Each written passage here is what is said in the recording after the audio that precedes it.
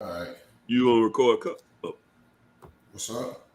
Nah, I said you gonna record a cup tonight? Hell no. Fuck that shit. Yeah, it's a goofy ass friend, man. I don't know what's up, bro. He always fucking with me. I said me and Silk recording RollUp. Thanks for answering the question. In other words, I very seriously doubted Stacks. That's what I was trying to say, bro. Maybe, but I doubt the man gonna want to get off of this show and do another one at 8 o'clock at night. Just put it on me. You don't want to do that shit either. I would, but I doubt. Yeah, I mean, no, fuck that. Yeah, I said I would just to get it out of the way, but nah, I don't feel like you feel. I did this shit early for a reason. Right. Not to be doing another motherfucking show tonight.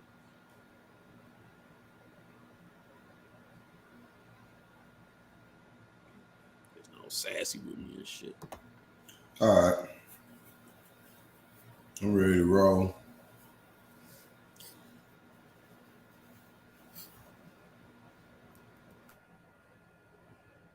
So hard, I put the dude's at handle in the group chat. Yeah, I'll send him the link now. We're gonna try to get him out the way first, or we're gonna just try to plug him in. What is he coming on for? He's about the Seminole betting law. Oh, okay. So there's a lot of beef going on with all that. The Seminole tribe. And right. Gotcha. I seen him. He's a radio guy. Yeah, I saw that. So he's been talking about it. So I feel he's kind of informed on betting and laws and all that shit. So I want to get a breakdown of like what exactly is going on. Did he tell you what time, or should I ask him, or what? I was gonna try to go with the floor of the show and try to catch him around like right after we do the prize picks. Okay. What do y'all think? Yeah, that's straight. Yeah, hit him up and see if he'll be good around. I guess what 6:30 or so, and it's time to play it by ear from there. Yeah, tell him. Let's see what time I had told him already.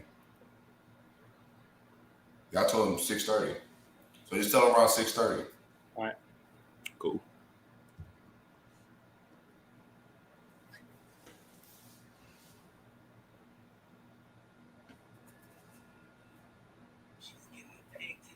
I'm ready, dog. I'm ready to hang out a little bit. Ready to pod.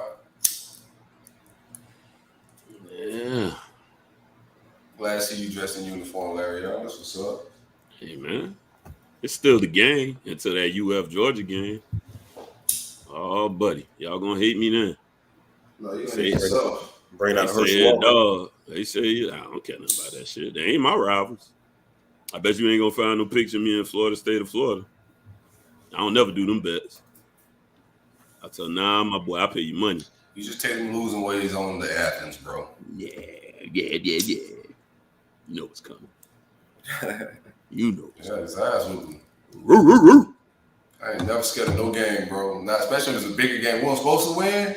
You know what I'm saying? I know Dan gonna be in his shit. I don't think I'm ever scared either. That's why I watch every fucking week. Because I do have some hope when you first start the shit. Then I go, all right, never mind. Nah, when it's like games like when Florida State and Florida were good, you get a little bit nervous about that bitch. Even if you got a good team, like, bro, you just don't know what the fuck could happen. Yeah. Because that shit don't happen. Yeah, absolutely. I'm always nervous with rivalry games, though, because weird shit just happens sometimes. So I'm just not used to losing to Georgia. But I feel you.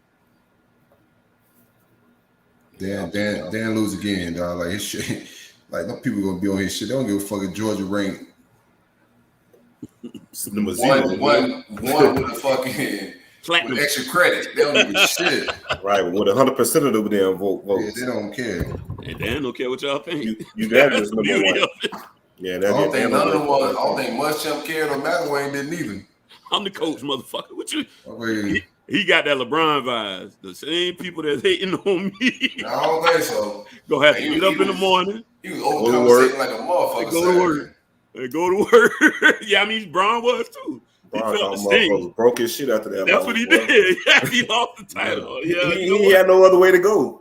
Sometimes that's what you do. Right, man. They got locked up by JJ Barea. People were talking crazy about bro. He was right for the soda because he laid down that series. That was the Dallas series. Yeah.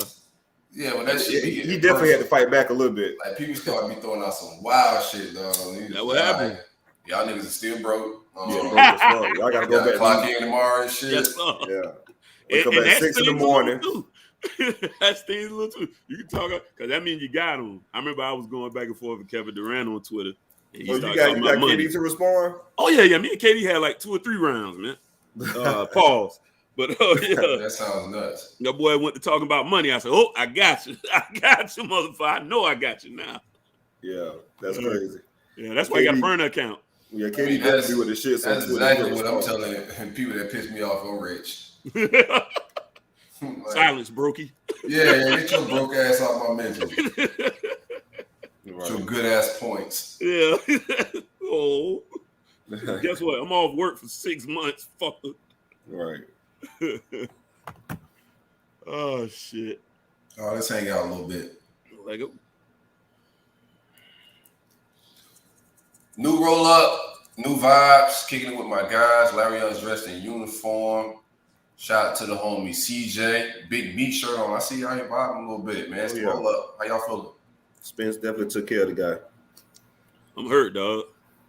Did you get no shirt either? I ain't getting no fucking shirt, man. And then he told CJ he did that shit on purpose, bro. Because I've been demanding my shirt. I'm about to send your shit now, man. Because Larry Young been talking so much shit. It's all good, but Spence done been in the same room with me. I'm the real big meat. So when you see me, I ain't pausing that. He probably ran out of material. You and Desmond Watson got the same. I will. I don't give a shit about none of that. Watson came in by 400 plus, didn't he? Yeah, Watson a big boy, man. Yeah. But everything's cool, man. Like life's all right. I ain't really got no major complaints. We getting started a little early today. My energy's a little different. Right. I ain't full of no alcohol or food. So, we'll see how this goes. It's gonna be a different show. Shout out to this 5 o'clock start. I'm feeling that, man. Like you said, I got a lot more energy. The vibes is fucking great. Usually we going at like 8, 9 o'clock at night, getting off of here at like 11. That should be agreed. So I'm pretty sure the wife gonna appreciate this as well. Yeah, shout out to the wife, man. I ain't even got no wife, but she gonna appreciate this as well. Yeah, man. Weekend was pretty good, man. FSU got the win. The Ravens came back and got the win on Monday night. That shit was crazy. Oh man, shout out. We're gonna talk some NFL later, but shout out to the homie Lamar Jackson, man. Oh yeah, man. I told them boys, man, Lamar should have had the damn contract signed Tuesday morning. He negotiating right now. That's what, right, for real. He negotiated Monday. Right, Friday, that bitch need to be signed, sealed, and delivered. Whatever you want, boy. Boy, in the ice tub on the phone, getting it done. Real. 1 minute shot. They say, Lamar, you ready to get that work going? Nah, baby, I'm cool. We'll wait a little while. Still got a lot of football to play right now. Right. And all that. Fuck the vaccine talks, but you gonna pay you whatever you want to get. Yeah. Man. You ain't got to no damn vaccine. I said this on Twitter. When you him, you might as well bet on yourself when you him, man. And that's what he did. He bet on himself. And we had that conversation about his mom, him and his mom having the situation. Man, that should have bait chicken now, man. Like you said, the play go speak for itself. That should have take care of the contract. Yeah, absolutely. Easy money. Get the agent. Yeah, because he was I think he had the highest completion percentage for anybody that completed over 40 passes in the game, which is nuts. Yes, man. Shout out to Lamar. Shout out to Mom as well. She been doing her thing since he was legit. What you looking like trick or treat wise, CJ? Y'all trick or treating? That shit ain't back yet, is it? Nah, man. So last year, what our neighborhood did for COVID, which was pretty cool. We had just got together and said we'll set like little booths outside the front yard and have the kids, walk around the neighborhood and grab candy or whatnot. Just come grab a bag of candy with a bag of the party form and stuff like that. Grab a bag of candy and keep it moving. That shit was an amazing turnout last year. Like really cool. It was real cool, like a little neighborhood thing. And then also had like adult drinks and stuff like that for the adults. Just walking around fellowshipping with your neighbors. So I think that's gonna be like a neighborhood tradition that we do moving forward. So I'm pretty excited about it this year. Yeah, that's just the vibes of my mom's neighborhood. Neighborhood I live in, it's like nothing but old people. Ain't really no kids out here, so there'll be a whole lot of trick or treat. Yeah. But my kids haven't said anything about a costume or anything like that, man. So I'm just letting it vibe. They don't say shit. I ain't saying shit. Right, for real. You know. It was a nice little way to try to have the kids do something while COVID was still going. That shit just took off. It hit really well. Larry, what's your Halloween vibes been like? You been hit up with any Halloween parties? My shit been low. Usually I'm hit like a lot of invites, man. I don't know if niggas don't like me no more or what. I've never been invited to a Halloween party. Like when we brought that up before, I was like, wait a minute. It's just amazing, bro. I've never, and I'm pretty social. Like I'm kind of, in my area, a lot of people know me. I got a pretty big social circle. But yeah, I don't get that one. So I'm gonna be checking the temperature this year. If I see pictures at houses and costumes and all, yeah, it's gonna be pressure. I'm gonna let them know, like, bro, why you ain't invite me? Like, what I bring alcohol, I bring good vibes. Like, why wasn't I on the list? But what I did see. Do you participate though? Well, it's kind of dress up and stuff. No, I've been wanting to go as Uncle Phil for a couple of years now. You can pull it off though. Shit, you would kill Uncle Phil, bro. Yeah, that's what I think I'm gonna do. But I don't go to no parties. So if I get invited to a party this year, I'm gonna let the hair grow out on the sides and then just keep the middle clean and get me like a sweater. You gotta get started right now, man, because it's about. Oh, now the hair grow fast. Trust me, grow away. This is one thing as a bald person I can tell you. It's a fact. Your hair grow way faster than you want it to. Way fucking faster than you want it to. That shit every other day. Bruh, I'm literally considering getting the laser treatment. Just you going the opposite of me? Yeah, I'm thinking about getting the Brunt treatment. No, yeah, I ain't got that kind of bread. The laser treatment. I don't think it's that expensive, bro. I've been doing some research. Oh, have you? I know laser treatment is not that expensive no more. And I'm comfortable with the bald head now. I mean, I'm 41, so it's like, whatever. Yeah, but I be missing like I take my son to the barbershop, so I live vicariously through him sometimes. But it's still not the barbershop I really want to go to. But the camaraderie and the vibes of a barbershop, I be missing that sometimes. You know what I'm saying? And like getting pampered and taken care of in a chair and shit like that. It's just different. I'm not paying nobody for my bald head. I do that shit myself. At the same time, it's money in your pocket. Well, I do my beard usually at least once a month. Get them to trim it up for me, line it, clean it up, kind of even it out a little bit. So I still get to do that. And every once in the blue, I'll let them clean the baldy up. But usually I just do that myself before I go, because then they go try to hustle that in there. I don't have to worry about that now, because my barber now, he's strictly off appointment. So whatever you got on that list is what the hell you getting, and you got to get out of this chair. You ain't got time. And that's another thing with COVID too, man. Like, barbers, it ain't no really coming in just vibe out to see how you got, but you got to go to that appointment. You got to plan your week accordingly, right? And when you walk in, the barber be like, "Hey, who the fuck is you?" For real? Nah, you can call Ray. He might take you, but I'm booked, baby. Right? For real, for the rest of the week, man. Yeah. But you know what I did see, getting back to Halloween real quick before we move on. I stopped by the liquor store just now on the way coming home to get up a couple of bottles of wine, and they had adult trick or treats, and one of them was like the 99 bananas, apples, raspberry, the little fruit liquor, and they had a little bullshit. I mean, little trick or treat, right? And then they had Fireball too, so you would get the adult bags like that. I was like, you know what? Nah, that I might fucking do. I live in an apartment, so kids don't really trick or treat through here too much. I would though, I would sit out and get the kids candy and stuff, but living in apartments is a little bit different. But hopefully I get to a party this year. I do want to go to a party. I definitely want to pull off Uncle Phil. The vibes be good, man. Yeah.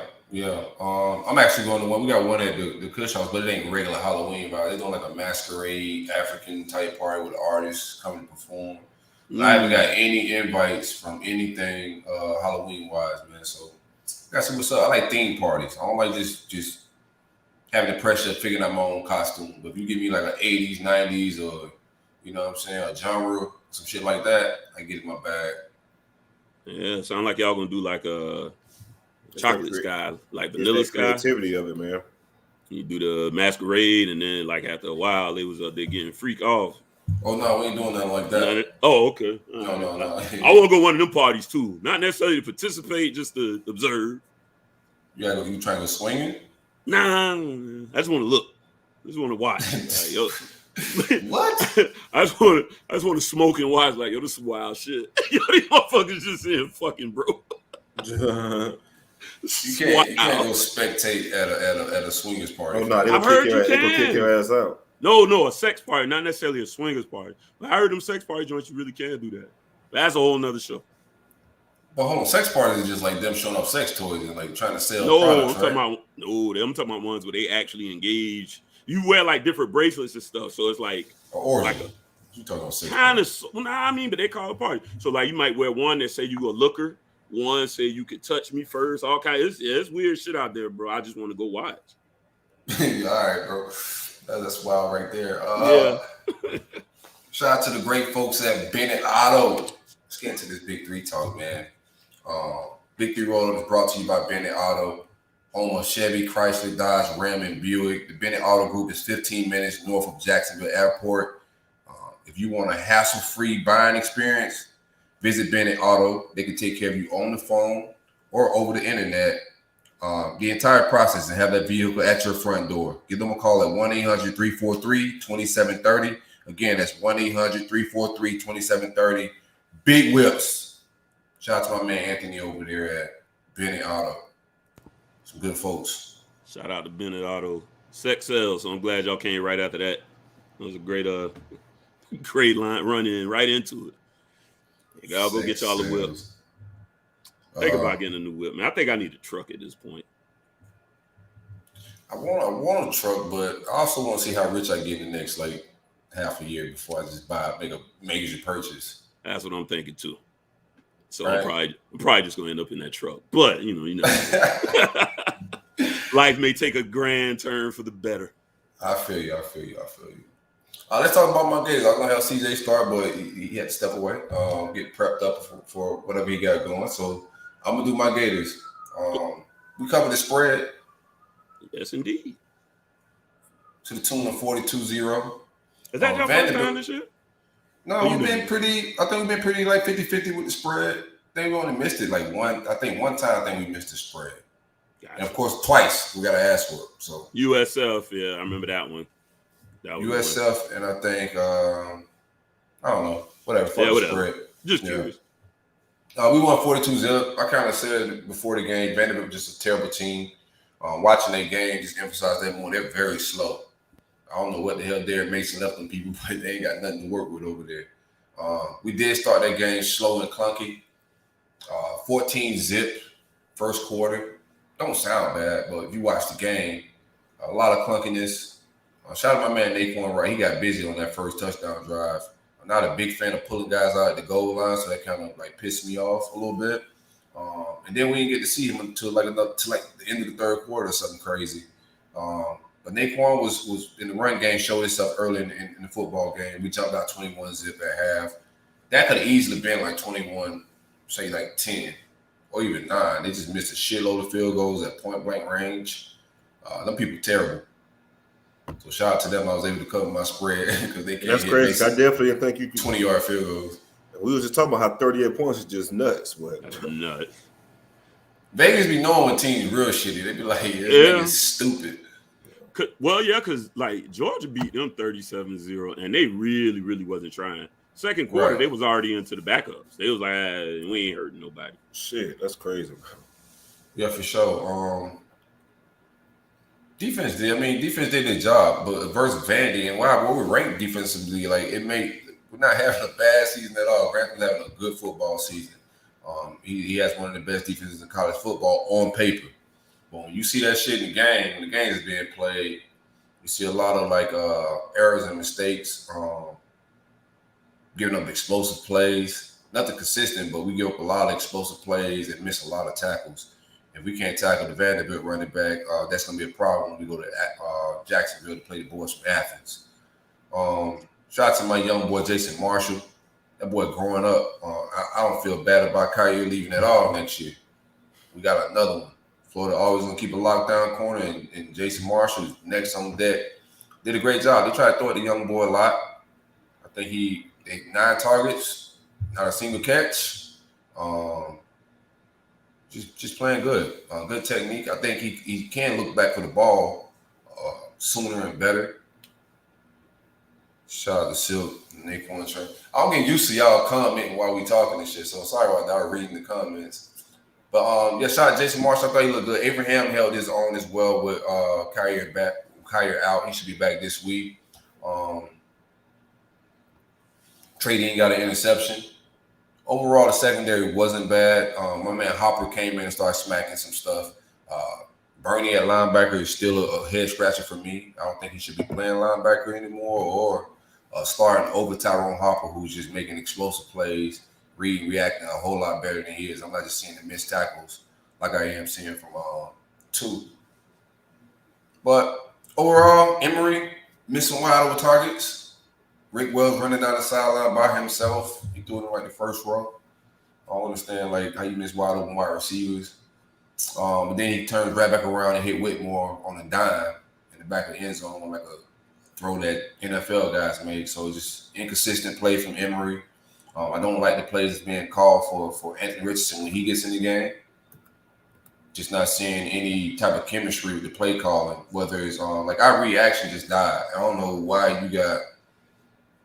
I'm confused why Felipe Franks ran more reaction than Emory Jones.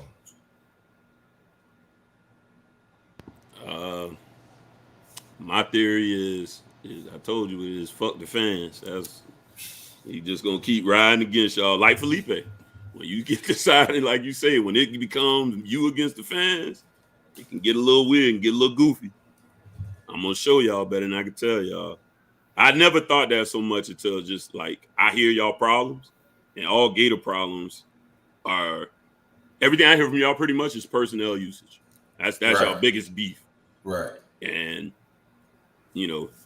my situation a little different. I ain't gonna get into that just yet, but yeah. I honestly, we talked about it before. When I do see the kid in, I don't understand why he doesn't allow him to get any type of rhythm rolling.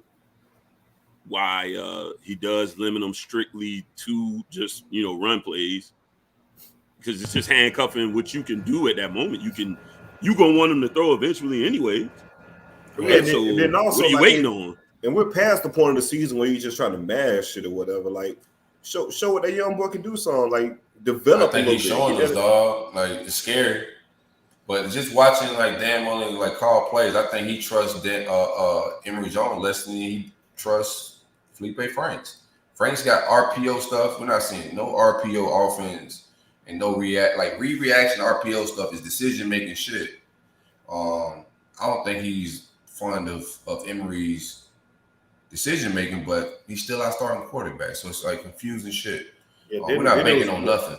Wasn't it? I guess reports that Emory was ahead of the playbook and AR didn't know the playbook. So that's kind of crazy when he doesn't even trust the guy that he feels is more comfortable with the playbook or comfortable with the offense.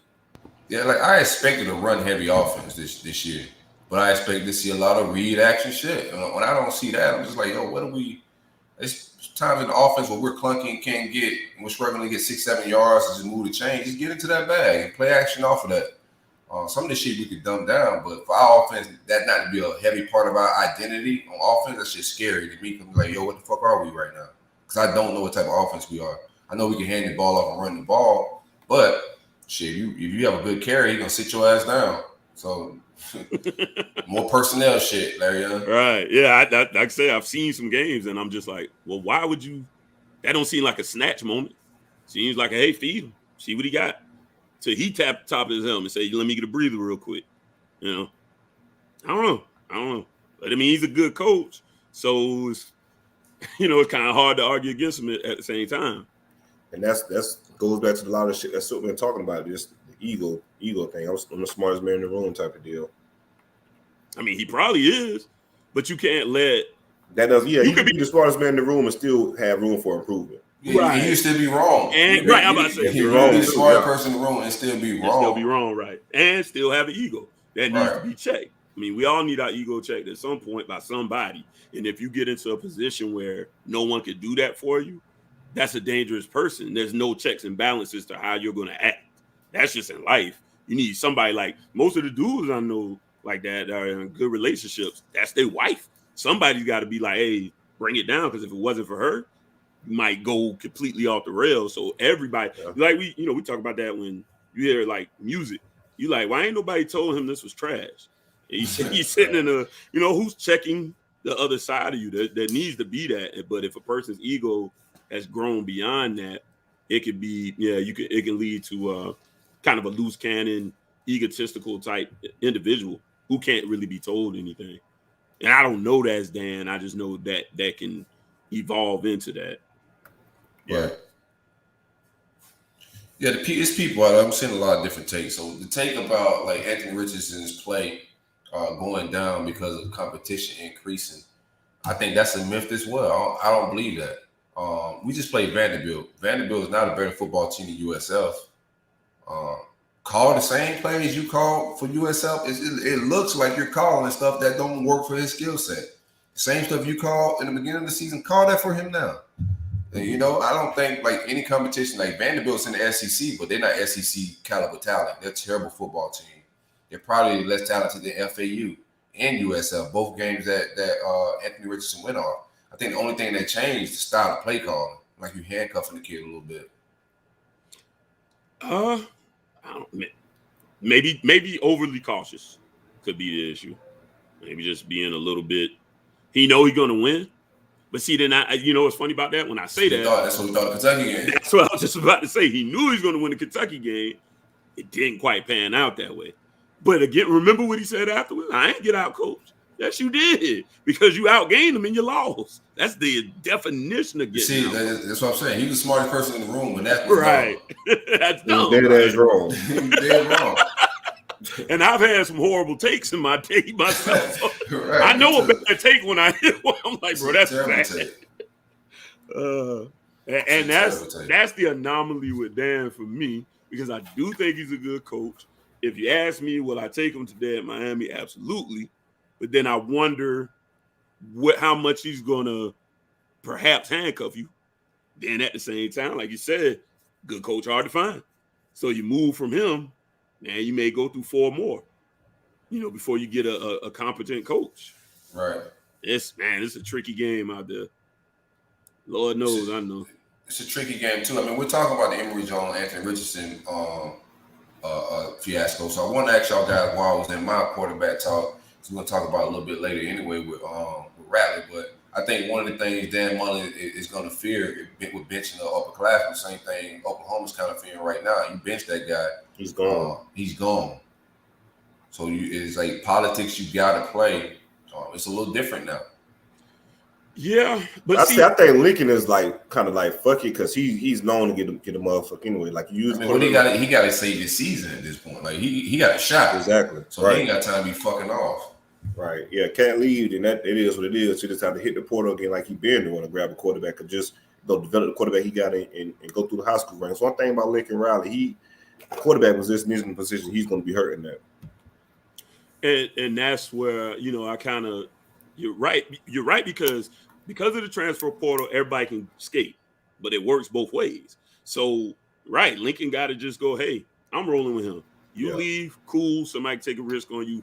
My body will work. I'm risking every week putting you on the field anyway. And either way, right. Yeah. So I just had to have a bench rider come in here and save my ass. But at least shout out to Coach like Riley for having enough to do that. Yeah, to bench a Heisman candidate, a guy that's getting crazy, the most money. Nobody's getting more money than Spencer Rattler in NIL. So to bench a guy like that, and plus they know the ego that comes. Hold on. Let me check real quick, because somebody else go check you. Maybe Bryce Young at Bama. Oh, Bryce. Oh, I thought we were talking about real money. Fact check Robert. But Tia definitely gonna fact check that. Play money. And Thibodeau might be making more money as well. I'm not sure. But he's up there. Yeah, he's up there. Yeah, but strictly quarterback though, yeah. Right. And that's what I was talking about earlier with Richardson. We spoke earlier in the season. He may not give you the better chance, so that could be the right decision for Dan. But when we talk about the Lincoln Riley situation, this guy's giving you the better chance. Your ego is whatever it is, and when I go to recruit out the portal next year, I say, hey man, you seen me give Spencer his shots. He blew it, so I had to make that move. It wasn't personal. Even with the portal, man, he got quarterbacks he could sell on the damn portal. Because what he turned out. Because Baker, Yeah, three straight Heisman guys in the Baker, portal. Kyler Murray, and the boy from Bama, Hurts. Hurts, yeah. Man, right. He's done better out of the portal than he's done recruiting himself, right? Because Rattler was his guy, but this freshman was his guy too, right? Yeah, both of them his guy, but Rattler was like the number one quarterback coming out of high school, though. Like, right. He was supposed to be the guy. I watched him in that QB1 series, and I thought he was a little erratic, a little bit loose with the ball. And then the other thing you hear with Rattler, I know we're not getting into it too deep. We get back to Gator talk. Is supposedly he kind of a jerk. Yeah, big ego shit. Yeah, speaks down on his teammates. Doesn't know. There's a way to get amped, get excited, talk to the guys. Oh, he's that type of guy. Right, and to my understanding, that type of guy, you better be damn good, man. Right, and then that's the other thing for him is I can't let you go out there, play, and at best, and destroy the morale of my team. I can't. Right, something's got to give. Negative. Yeah, that cancer will spread throughout the locker room. So, anyways. Well, we're going to have some decisions to make and to do this offseason as well. Like, I don't know what Emory plans are, but I don't think NFL is going to happen this offseason. So I think some decision making is going to have to go down regardless, right? Right. Somebody got to go. Somebody got to go. That's where it gets tricky. If I'm, and it's just me talking, and I'm not Anthony Richardson, but if I'm Anthony Richardson, I'm not sharing the ball, no two-back quarterback system with nobody next year. It's got to be frustrating this year alone. Another year, nah, bro. I want my own ball. I'll take it and go home. The Oklahoma kid is a freshman, right? I'm not sure. I think so. I'm pretty check sure. Check that for us real quick, Harlan. I'm pretty sure he's a freshman. I'm about to say they all gonna be looking at Oklahoma, but I think he's a freshman. So yeah, that wouldn't work out too well. Georgia always looking for a quarterback. Oddly enough, Rick used to do pretty good there. He used to do pretty good there, but it ain't been quite as good under. Yep, he's a freshman. He's a freshman. Yeah, but he's a freshman. Oh no, you good, bro? Yeah, I did want to know that. Because I'm looking at y'all situation and wondering. Ultimately, I'm with you. I think somebody shake by the end of the end of the season. They'll be looking at, hey, who's your guy? Because if it's him, I'm gonna go ahead and take off. No offense, it's business. He's a true freshman at that. Right. So yeah, ain't nobody going there. Shit, this boy, he was the number 2 quarterback in the country. Yeah, they recruit. That's why you got to recruit them well. But that's what you get the big time the blue chip players for. So a veteran guy can't go. You got a guy that at least at the bottom line talented. Right. And that's what AR is. One guy ain't clicking and ain't making this thing go. You think you can make it run at it? All right, let me try the young boy and see if I can get a spark. Right. You gotta respect it, man. And that's why you got to. That's the other reason you got to get a quarterback every cycle. Every 4-star, 5-star guy doesn't necessarily pan out. Game has changed nowadays, man. Especially at that position, because you look at a guy like Tate Martell. Tate was a 5-star. Now we know it's a lot of politics that goes into that. We gotta figure out who been giving the line like that. Well, that's what I'm saying. You come to find out. Oh, he come from money. Oh, he's at these camps. It's payola going on with this stuff, man. Because I didn't watch Tate that much. I watched him in the QB1 little series they had on Netflix. Once I saw him throw the football, I was like, there's no fucking way somebody evaluated this kid's arm and said he was a 5-star at 5'10". I think they lied about all the Bishop Gorman boys because every last one of them y'all got, they had y'all on too. You're right. I think it does have something to do with. I mean, we kind of know this. It's a money game. You're trying to boost up this program that's not in a football rich state. So it's Nevada. They have some talent come out of there, but it's not that football rich. You look at my man Darnell Washington in Georgia. I mean, for a 6'8" tight end, he really ain't eating like that. No, he ain't doing much, bro. Yeah, they playing him at tight end. Now when he get off the bus, he look raw though. Like he look raw off the bus. Yeah. So yeah, you're right. They Vegas. Vegas is a sneaky city all together, so it's all starting to add up a little bit more now. Shout out to my man Copeland, got five catches, 79 yards, 1 TD. Nick Wright had 7 carries, 46 yards, 6.6 carry. Emory Jones passed 14 for 22, 273. 4 touchdowns and 1 egregious interception. Anthony Richardson threw an interception as well on just a crazy screen pass that had the zipper in the window, the running back in the passing window. First thing I said is why are you having him throw these trick plays on the limited Right. throws Going he get or backwards, downs, or snaps he get. You got him throwing these crazy trick plays. Just let that pony run, bro. People fail to realize how difficult a screen pass is to throw too.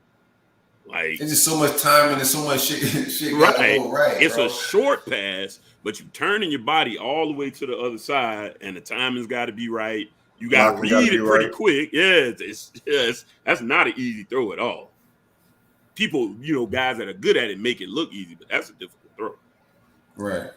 Shout out to the young boys. They got in late too. It was good to see Bowman and Linger get on the field. Linger got 3 carries. Bowman got 5. Yeah, I don't get like Naquan's getting 7 carries. Like it's hard for our guys to get 10 carries. The most we only seen 10 carries 3 times this year, and each time was Malik Davis, right at 10. That's crazy when you think about it. Yeah, it's just a weird. all of them not playing bad ball, but like this guy can't. When he got one high, just ride one. Pause. You get right. Just ride it. Yeah. This is what it is. That's the nature of the game, and that's how it typically goes. And if you see a guy out there and you're on the sidelines at running back, guys kind of understand the nature of the game. That's why when they get in, they want to make the most of that snap. So that's a different position to try to keep happy.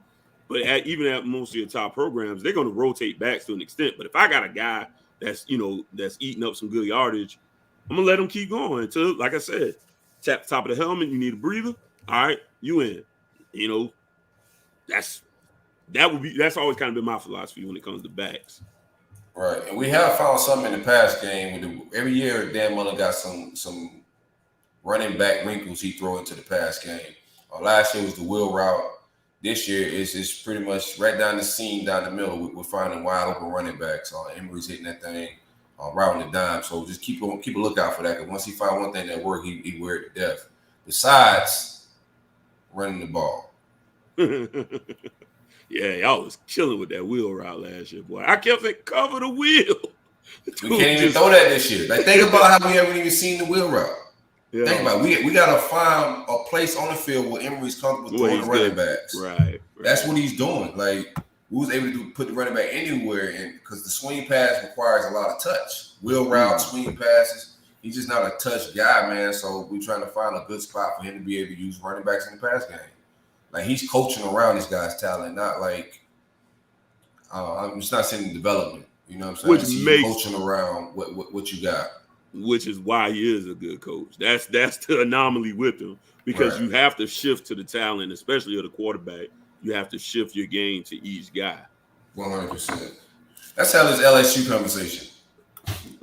We're about to beat the shit out of LSU. LSU is terrible. They got a lot of people out, injured. Really bad. We should have won last year too, so I don't want to talk too crazy. I'm gonna get too reasons with R&B records. Nah, I'm gonna shoot you some bell. This team is much worse than last year. This team team probably gonna get fired. This team is god. Oh yeah, he's expecting to be fired. No, it's talks that it could happen at any damn game. So say for instance we go out in this game here and you guys blow their ass out.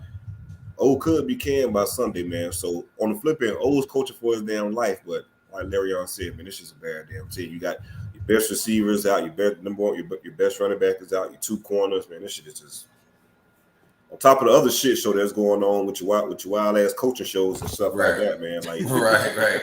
Yeah, so I grabbed that clip. I want to talk about that. That was hilarious. But yeah, it's just a lot going on with LSU, man. Even though it's a rivalry game between y'all two, and they've had y'all number the last 2 years, and they won last year unexpectedly. I don't foresee that shit again this year. Right. I think we better. We. My bad. No, where's the game? Is it in the swamp or is it on? No, it's in Baton Rouge.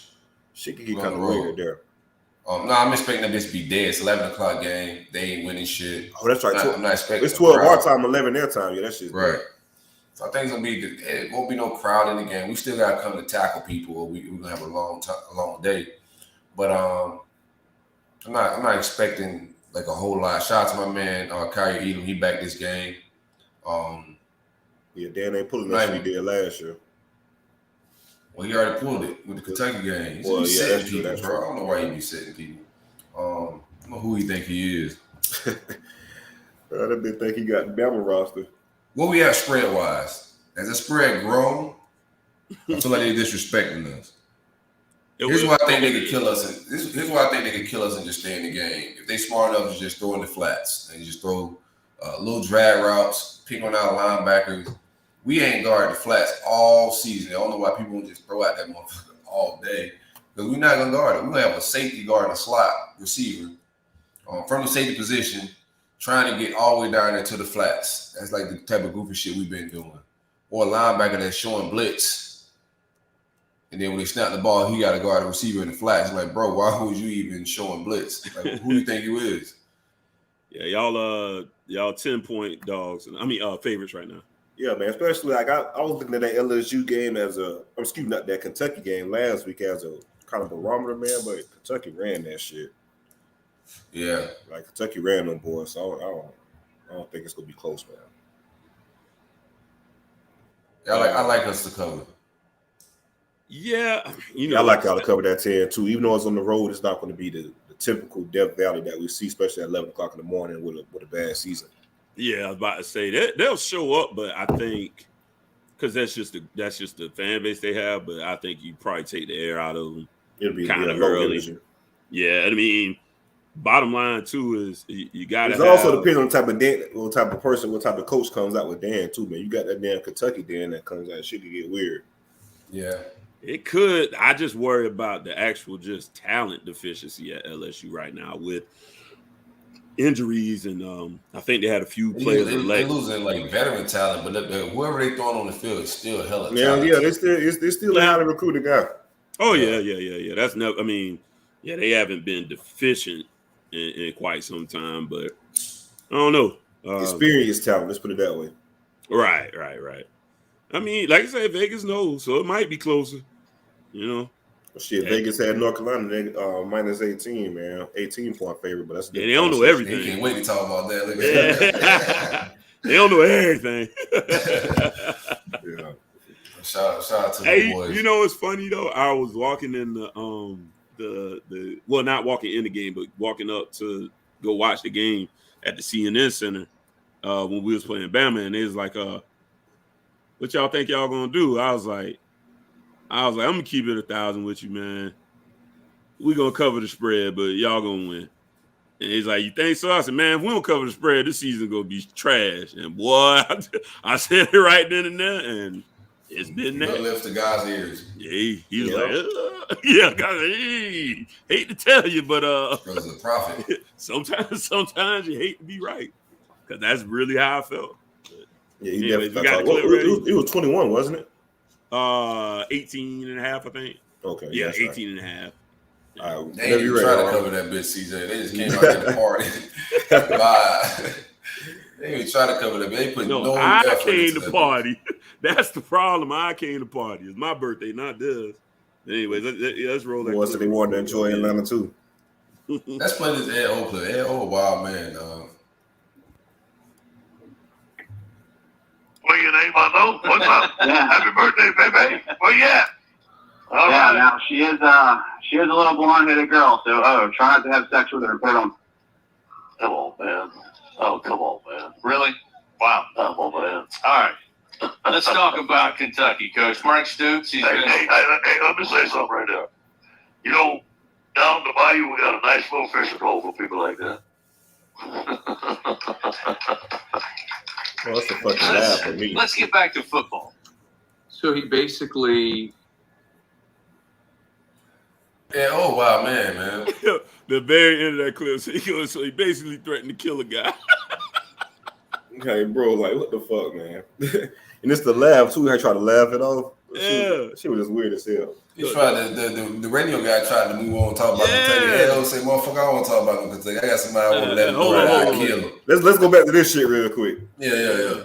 I like that. And the crazy because the radio guy, because the question was so damn, not the question, the statement itself was so damn egregious, like it's out of left field. So the reporter, or whoever the person was, tried to very off for John Boy show, right, Harlem? I think it's John Boy or something like that. And the man tried to help him. He tried to pull him out that damn fire, man. he jumped right back in that hole, man. He was like, well, now you're on your own. I believe it. Oh, that's the problem. Yeah. Oh, yeah. Yeah, I believe so did that person. He probably trying to find him now. No, he 100%. He 100% trying to find him. Trade that their number. We get him on the number. You know, they don't talk to me like that, but we'll get him your old blonde hair little girl. Like, you know, come on, man. Come on. Well, you talk fluent Cookie Monster, boy. I love Ed, though. Bring Ed back to coach my D-line. Like back in the day. Yeah, that's why. That's one thing I wouldn't mind either. He's a damn dog-ass recruiter on staff. He'll bring some guys in. I don't know who that caller was, but he better go get a pistol. And protect himself. Like, it's all fun and games till you be in that swamp for real. A boy looking out the window like Malcolm. by any means. You got anything else you want to get into the score? Nah, that's it. Yeah, let's get our score predictions in for the Florida game. I'm gonna go crazy. We should beat the shit out of these people, especially after like Shoegate last year in the fall. Like we owe them some get back. This is a game that Dan Mullen can get some favor back with fans. He was overcompensating last game, acting like he cared in the fourth quarter and shit. He was showing emotions and shit. I'm like, all right, that's overcompensating, bro. Like, we saw the real you. He reading the tweets. He listening to the shows. He know what's up, man. He listen to. They all watching. Real quick. Dan got a burner account. I think Dan got a burner. Oh, absolutely. I think that's several people on the staff that got burner accounts. I know when it be them too. All right, so what you got for the score? I ain't gonna blow nobody's spot up, but yeah, they got burner accounts for sure. I don't mind the assistants, but the head coach, that's kind of wild. Yeah, like fuck these motherfuckers got to save him. The head coach. It couldn't be it might not be a burner. I don't know. I'm just talking shit, but no, I don't see how anybody can be defending that money on some of the shit I be saying. I'd be like, yo, that's gotta be him. I'm gonna go to we're gonna get back in the 40s. LSU's bad. They down several defensive backs. Let me get 44-17. That'll get his ass fired by Sunday. Yeah, we're gonna get him up out of here. We'll finish his weak ass off. Yeah, I'm gonna go. I need Edo to win, Vic. I don't want a new coach in New Orleans to open the season. You better hope they don't fire him then, because he get his ass this weekend, CJ. I'm gonna go 27-14 Florida. 27-14. I can see that too. I'm gonna kind of go Silver out. I'm gonna go high scoring. I think Florida. Yeah. I think they're gonna kind of turn up a little bit. I think last year, stung a little bit, still hanging around a little bit. This is what I want to see, because this in my mind, like you just we can go stupid with the way Jason Marshall been playing lately, and then 5 back. So in my mind, like Grantham might get like crazy and exotic with these blitz packages when he know he got two corners that can really do some shit. I'm gonna go. I think the boys about to turn up that defense. I'm gonna go big. I'm gonna go Florida big on this one too. I'm gonna go 48-17 Florida. I think they just run it up. I think we lost to Kentucky, man. Marshall coming along too. I'm starting to feel a little better about my secondary. Here we go, fucking shit the bed. Bumble was too big. You know, not athlete. It is that. Shout out to Coach 30. We get a shout out every week. Get your ass on this show. I'm trying to get Coach 30 on the pod. Plies, Coach 30, all y'all need to come out. CJ, let's talk about your North Carolina big win. Yeah, so big win against North Carolina. Like I said, it was an 18-point dog. Ended up winning 35-25. Side game, which is crazy. Fuck a spread, man. Right. Fuck that. I picked them boys too, man. Had to. But it's crazy that we categorize this as a side game now. But I mean, it fits the definition. But it is what it is. Was real impressed with the run game, man. Well, first of all, shout out to Coach Dillingham and Coach Norvell for the offensive game plan, man. They stuck with it, run it down ball, and just pick your poison in the pass. We said last week we're gonna see if he's patient enough just to run the damn ball. And that's exactly what they did. Yeah, that's exactly what they did. They ran it down North Carolina throats, and shout out to Travis, man. He had the game of his life, man. He was rated the PFL highest rated quarterback in college football this past week. He was 11 for 13, 145 yards, 3 touchdowns, and another 121 on the ground and 2 touchdowns. 5 touchdowns in total. 5 touchdowns. That's all we do is save programs, CJ. That's all we here to do, man. You know what I'm saying? That's all we here to do is just save programs. You just gotta, give us the opportunity. But no, in regards to the 5-6-1 though, man, and kind of get on top of the North Carolina game, we had Brian Robinson. He had in the transfer portal, man. Wasn't getting too many reps. Well, wasn't getting no reps at all, really, and just injury riddled since he got here. Just decided to enter the portal. Wasn't really cracking the receiver rotation, which is crazy. Is he healthy now? I think he got healthy at the beginning of the season, like after the first couple of games, but was just lost in the shuffle. How he lost in the shuffle? He hasn't practiced. Man, y'all suck at wide receiver though. That's the crazy part about it. That's why I'm like, see, this why, and listen, because I'm gonna end up in the 5-6-1 at some point, I'm sure. You gotta check in. I'm going with you. I'm definitely not going by myself. I'm gonna take you to the office. Oh, come on, bro. Yeah, what's all that shit? I was like, man, it's a show, baby. I just be, But it does concern me because I remember Brian Robinson was a 4-star talent, and with their particular depth at wide receiver, if he got healthy, like, bro, you should have been able to jump in and definitely, start snatching some snaps. But yeah, that's a little odd to me. I want to see what his options are because I don't see what's the rush of jumping in the portal and practice, see what happens throughout the season, right? How you go against the practice squad, like let things play out a little bit. You can still make that decision later and kind of just feel your options. So I'm interested to see where he ends up at. You know what I'm saying? Because it's wild to just leave like that. But especially when you don't have any, when 2 to 3 years removed from high school, you don't have anything to kind of back it up too. Like right. You're playing with murky down waters. Yeah, you don't have. I would think the Chatfield right. That's what Andrew Chatfield for UF. He knew he was kind of getting buried on the depth chart, but just kept practicing with us and suiting up until he found that Oregon State wanted to offer him a scholarship. Then he bounced. You just play the game like free agency. Stay here until you find a comfortable seat and leave that way. Like the blueprints out there. I don't know why these kids just bounce like that. Yeah, a lot of those decisions be emotion based also. 100%. Right. Yeah. But and I get it when you're younger like that. That's we don't think as rationally as you should when you're young guys. But yeah. Going back to the game, like any young people, you gotta use your leverage in life, period. And your leverage is just like what's best for you is just chilling at that moment. Keep practicing and just seeing what the options are. Feel options. Talk to coaches and do your thing. But just jumping out the window is just a terrible way. Like you gotta take the emotion out of it and be logical with your decisions, man. Yeah, still make a business decision. For sure. Right. Got to be calculated. But going back to the game, man. Yeah, I'm just real impressed with Dillingham and the offensive play calling. They ran the ball, was patient with the run, and then they also knew the perfect time to take their shots downfield and to connect with those shots downfield with the play action, with biting on the run. And shout out to the offensive line. I said we get like Maurice Smith healthy. And I said during the beginning of the season, Robert Scott and Maurice Smith, those are two key guys that we can't really afford to have hurt. And unfortunately, they had got hurt against Notre Dame game. They're finally starting to get healthy, and we can see that the run game is starting to pay dividends. And we didn't give up a sack last week either, which is like amazing. We haven't gave up a sack. I think it was the first time since 2018. Was the first time we went without a sack, and that was like that shit was just impressive, especially with our offensive line. We played a real clean, complete game, probably the most clean game under Norvell since he's been the coach. Defense did really well. Didn't have any special teams blunders. Sam Howell, we held him in check. He was 17 to 32, 203 yards, just with 2 touchdowns and 1 pick.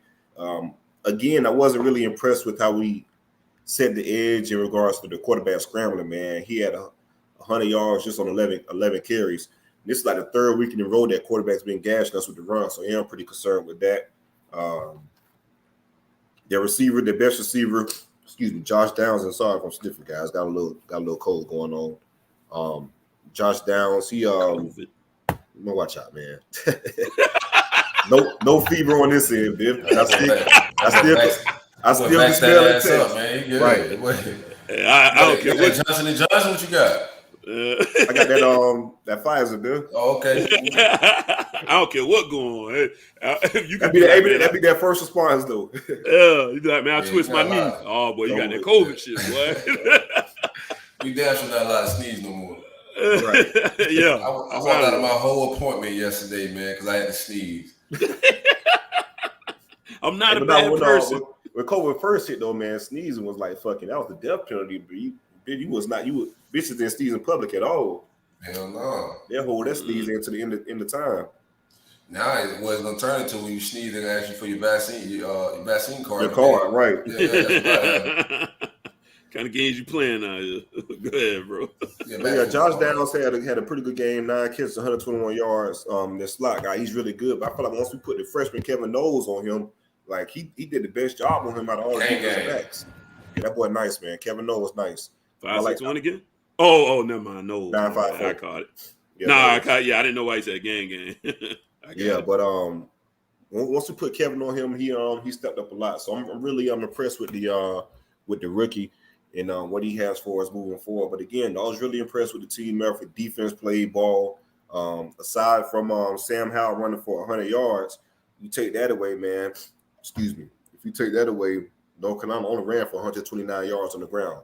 So if we can shore up the edge in regards to scrambling quarterbacks, I think we'll be okay on defense. But overall, it was a pretty good team win. I'm impressed by the team for bouncing back and fighting. If you look at the Louisville game, actually after the Wake Forest, it's been a steady improvement every game. Played Louisville tough, went down to the wire in that game. Well, I guess the Louisville second half, because we were down 31-7 first half. Ever since that second half of Louisville, things are starting to click, so to speak, with the team. So I'm interested to see how we can do moving forward. Got a bye week this upcoming weekend. After that, we got UMass, probably be one of the worst programs in FBS ball. So it's good to kind of get that game going on, especially after bye week, and try to get a 3-game win streak going on. And also, there ain't no Central Connecticut. I can tell you that much. Nah, it ain't Central Connecticut, bro. That shit. They can't see them boys. I've heard of UMass before. Hey, the season before them boys won 11 games. For real? Yep. On what level? They was like D2 the season before. They must have just moved up or something like that. Nah, I mean they just got they play like, I forget the schedule. I looked at it. They were 11-2, but they didn't play like new UMass or nothing like that. Okay. It was still FBS, I believe, but just the lower tier of it. We still won. I'm not giving that back. That's all we got. Yeah, but like I said, we got UMass next week coming off the bye, and I really want to beat the fuck out of UMass, man, because it's part 2 of that Sam Howell debacle. With Sam Howell, now sounding with the offensive coordinator that kind of steer him towards North Carolina way, and Walt Bell. All right, we talking greasy, bro. Man, fuck Walt Bell. We whooping that shit. I got real pressure with Walt Bell, man. Walt Bell, he been shuffling shit. You know he about to get in his bag, boy. But shout out to UConn though. They got their first win in like 2 or 3 years this past week. They beat not shout out to UConn. My bad. Shout out to UMass. UConn recruited me out of high school. They was trash there. They always terrible. Oh, yeah, UConn. Like 2 years. Yeah, well, your boy Randy Epsel, he was the head coach. Okay, then. That shit's been trash. But speaking of UConn, though, UMass got their first win in like 3 years against UConn this past weekend. So shout out to Walt Bell for getting this. Walt Bell about getting his bag, bro. What spread is right now? Man, they better not even give a damn spread. All I know, he don't even want to say it. I don't think they put it out yet since it's next week. Oh, y'all on the bye? Yeah, we're on the bye. Oh, okay, nice. Yeah, so like I was saying, it's a good week, a good time to go on the bye and try to get healthy, and then whoop up on the JV team in UMass and have a 3-game win streak. Just on some individual stuff, Jermaine Johnson, he's second in the country. He leads the country in sacks for a P5 defender, for a P5 defensive end. He also leads the entire country, regardless of G5 or P5 for tackles. Was just named to the semifinal for the Lombardi Award, and of course he's also been named. He was recently added to a Mills Kuiper big board, coming in at number 23. So shout out to Jermaine, keep balling, man. You should be benefited in the all season with possible All-American awards and a decent draft status. Trayshawn Ward, a running back, this kind of stood out to me. Yeah, he graded high. Yeah, you saw that shit too. He was the highest graded running back on PFF. And what stood out to me is his pass blocking grade. That shit was the damn 83%. And that shit's like nuts for a damn running back. When it comes to with pass protection, other guys like just to give the top 5 guys in their pass blocking grade, it was like 37%, 39%, 28, 65, 79, and 47, just to give some comparison. Making money, man. That's a good evaluation as well. Willie was evaluating all right, though. No, he was, man. I told you he was a 3-star kid out of Tampa. Committed to Just need more Maryland. time, dog. Y'all did Willie wrong, fam. Nah, he definitely. That's what I was trying to say. But no, no, bro, the Gulf Coast take a while to like fully install. And none of us even know what it is, right? So it's beyond your comprehension. So we need more time to install it, right? Yeah. Already. Bring Willie to Miami. He just needed more war daddies. That's Well, it. really War daddy. that boy said bring Willie to Miami. That boy going through it. Fuck it. Yeah, my dog Willie needed more war daddies. Yeah, man. But shout out to those 2 players for the individual side. Moving on to recruiting, since it is a bye week, coaches are on the road a little bit. Norvell is going to visit big offensive line prospect and legacy recruit Julian Ormella. He's been kind of favored to LSU for the longest since the summer. But the uncertainty that's going on in LSU, with Coach O possibly being fired on, with more losing. It's kind of open season. I don't foresee him being a take at Alabama at this point in time. His top schools was FSU, Miami, LSU, and Alabama. I believe those are the top 4. And with LSU having issues, Bama not really pretty much being set on the offensive line, and Miami been in the situation that they're in. It might be a FSU and Miami battle. So FSU's kind of being lucky with the turmoil with the other top teams. So that's something to keep an eye on. He also visited 2023 5-star running back Richard Young down there in the 239. Just someone you should keep an eye out on. Coach Dillingham, he was out in Vegas checking out 4-star running back Javante Barnes.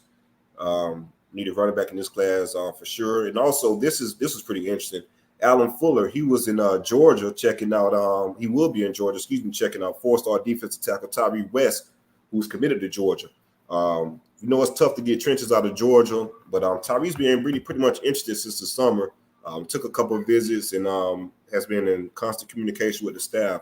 So look out for him. And he scheduled an official visit with the guys, and it could be pretty interesting down the stretch. That's pretty much what we got on the recruiting front. Coach Jack. What do you expect, like exit wise, as far as like running back? You think Corbin in? What Ward is? What year he in? Yeah, Ward is a freshman, so I think Ward will stay. But Corbin, I think he'll be gone. Okay. Corbin's a redshirt sophomore, but he's still years removed from high school and with that COVID year. So he's like a junior or so on the field, well, basically like a senior on the field. I think he took a redshirt at A&M after he got that injury. But yeah, Corbin, with running backs, man, they go to the league anyways. You can't really get those. Those too many carries, man. So I can see Corbin leaving and just striking around the iron side and jump in with probably Ward being the number 1 back going forward next year. With that being said, we do got to, if he does make that move, we got to hit in the transfer portal or hit in the recruiting trail to bring in another running back. Yeah, that's a good point, man. I was telling Cats the other day, man, I don't really expect Corbin to be back next year just based off, how it goes with running backs with them leaving, when they're they. Yeah, he's already had serious injury as well. Like, it's probably, go to the league, get your money. Your draft status isn't going to go and get any higher than what it is right now, man. Especially at a running back, it is what it is. Unless there's some lucrative NIL deal to keep him here, then that's a good ass that point can change too. The game. Yeah. And that's a good point too. Moving forward, that could definitely change the landscape of college football in regards to kids' decisions to go earlier or not. If they especially kids who on the fringe, like I'm just gonna leave anyway, be a 4th round draft pick, that type of deal. Right. Now, if you 1st round money, that's just some shit you really can't. You need some booster with the business that kind of like, we need this guy back next year to possibly make a run and just give him a deal. That's the type of shit it's turning into. I like how you're thinking. You feel me? That's a real good point, man. Because at that point in time, like, man, shit, we got to fucking win. These boosters by any means necessary anyway. So let's flip it into a good ass NIL deal that can keep them around and get paid for that year. Right. And that's a good point. Like the landscape is kind of moving towards that. So I like what you're thinking in regards to that. Yeah. But yeah, that's pretty much where we at right now in regards to the FSU Big 3 talk. It's kind of silent right now due to the bye weekend with us having UMass next week. But the coaches, man, they're on the trail trying to recruit. That's one thing I will give them. They're still trying to hold the class together. Of course, I feel like it's going to be some decommitments, whatever. But for the most part, they're still going to pull in a pretty okay class. Now, if they can continue winning, then it can really turn into a positive. But that's pretty much all I got for the Big 3 talk, fellas. From FSU. Yeah, I missed on my recruiting. We landed 4-star wide receiver Jaden Gibson today. That's a big time. I like him a lot. He was actually the quarterback. I want to say the receiver for AJ Duffy, and not AJ Duffy. Was it AJ Duffy or was it Nico Marchio. He was committed, but it was one of those two quarterbacks. He was their receiver on the 7-on-7 team, and he caught my attention with the plays he was making downfield for those guys. Yeah, top end speed, 6'5", big frame. It was kind of a layup for our staff. Mother is University of Florida alum. I forget what sport she played, but she played sports at UF. So it was kind of like we had to really fumble this bag, but it was down to us, Georgia, and Miami, I think, for the most part. Shout out to Manny and them boys. Yeah, that's a good get. I'm gonna shout him out for shit. Y'all hear me?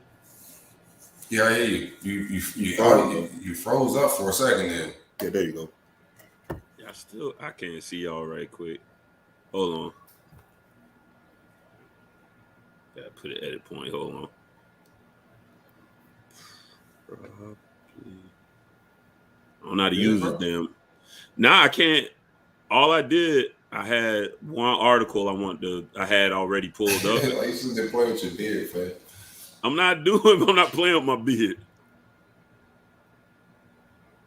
Hold on. God damn it.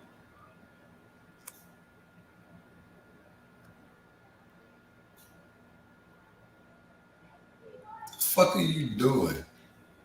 I'm not doing nothing.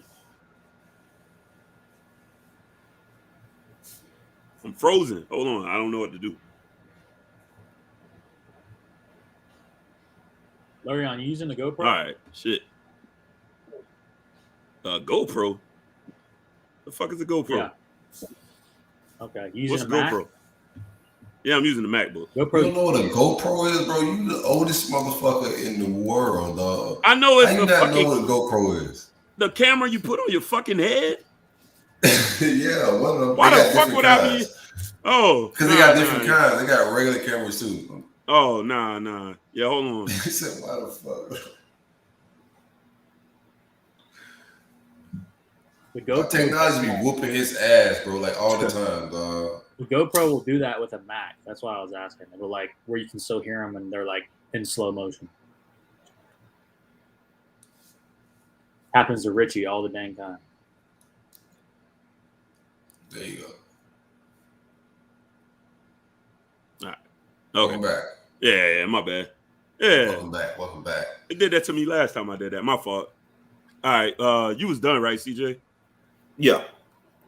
Yeah. I won't do that no more. Because it froze me like that last time. I tried to I'll just use it on my phone. I try to have like a couple of tabs open I want to look at. And then when I click on it, then it act all crazy when I come back. All right, now we're finna get into the tabloid section. Right, it was in the tabloid section. Let's keep it spicy. the TMZ portion segment. of the Yeah, roll-up. Yeah, that's fine. I don't give a shit. I'm the perfect guy to bring it to. We got an ad read for it too. Now the guys coming on and are we gonna have them like it's 6:22 right now? Y'all want to see if we can get them right now? You want me to go ahead and start rolling? Have him just go ahead and start. We can roll him in the waiting room. Okay, yeah. All right. Yeah. Go ahead and start. You shouldn't be too long with y'all not really having shit going It on. don't matter. Y'all got shit going on, I guess. Yeah, motherfucker. Yeah. When I try to just come and vibe on no cap, y'all tag team me. Pause. I was like, bro, I don't even have nothing to talk about. Ain't have no game there. What you gonna be? I got a job to do. CJ just won. I gotta talk shit to somebody. Yeah, but y'all had a terrible bye week, so that makes my job easy. So we got to still talk about our game. I was on some fucking road warrior shit, bro. Bro, that you was before we unnecessary. jump me, nobody said shit. I didn't jump you. Y'all definitely jumped me. You jumped the shit out of me. I listened back, I was like, you just egging Corby on like a little hype man and shit. Oh yeah. All right. Just roll with the Miami stuff later on, and then we'll do the prize picks after the interview. Okay, cool. Yeah, it's going to depend on how much questions y'all got. Mine shouldn't really, it shouldn't be terribly long. All right, so 3, 2, 1. So over at Shit Show Central, my beloved Miami Hurricanes. Count it down. We keeping all that shit. Okay. You count down, you know what? You're just an unprofessional fuck. Yeah, we definitely got to keep the TMZ part. Yeah, we got to keep all that shit. We ain't had to keep none of that shit. Don't put my shit on this fucking great podcast. Trying to embarrass me, bro. I'm trying to be a professional and shit. This is unprofessional. This is not in my contract. Right. It probably is. I ain't really. Yeah, no. I just want to clarify before the kush get too big that we wasn't editing that out. My bad. I think we should, but okay. Anyways, all right. So that's all in there. But anyways, yeah, we coming off a bye this week, so obviously nothing to report on. No, we only took one loss because Manny is, just god awful after a bye. So What you think you be doing? Nothing. I told y'all. I've learned one thing about Manny. This is a copy and paste individual. Our depth chart is he just changed the name.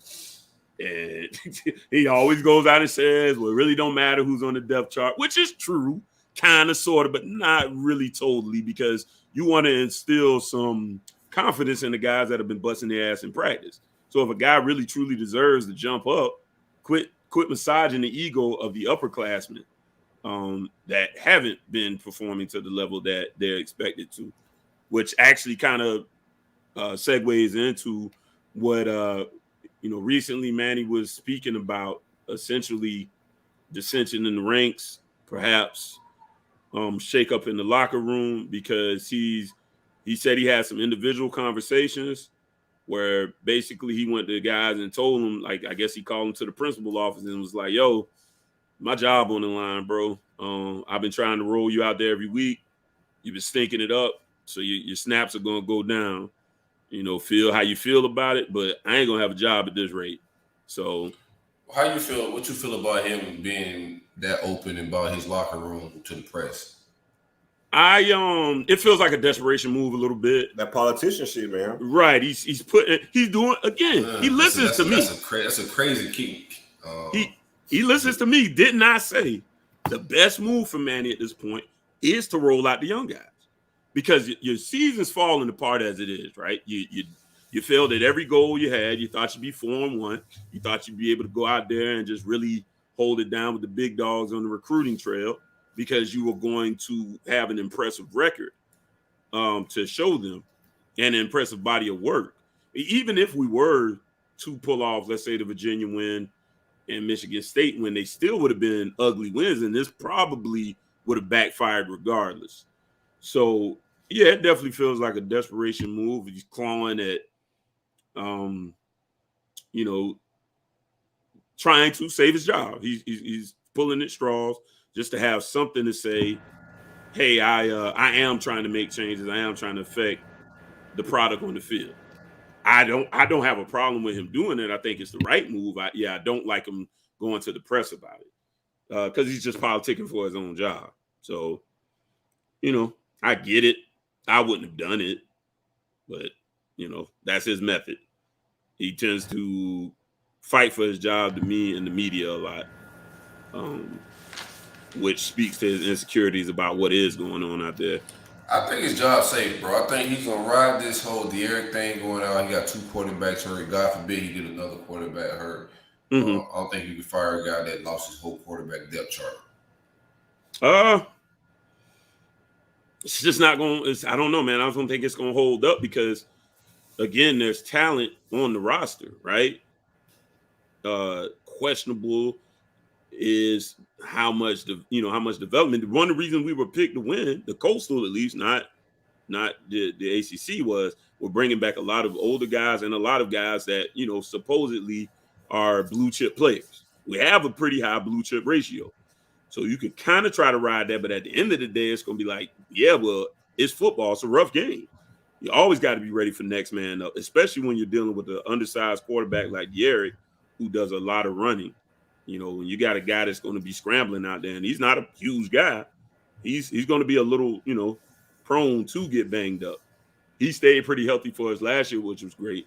But you got a 4-star kid right behind him. Time to go. Speaking on that, De'Eric King has been officially shut down for the season. The revenge tour next year, right? Wow. Well, he'll be back if Emory will be back, so we'll see. No, Manny got his political bag and said, hey, welcome him back if you want to come back for that 9th year. As long as he wants. Manny might like not. It's like his third doctorate degree. Manny not be in charge of those type decisions. Oh, okay. That might not be his call to make. But I like what he's doing.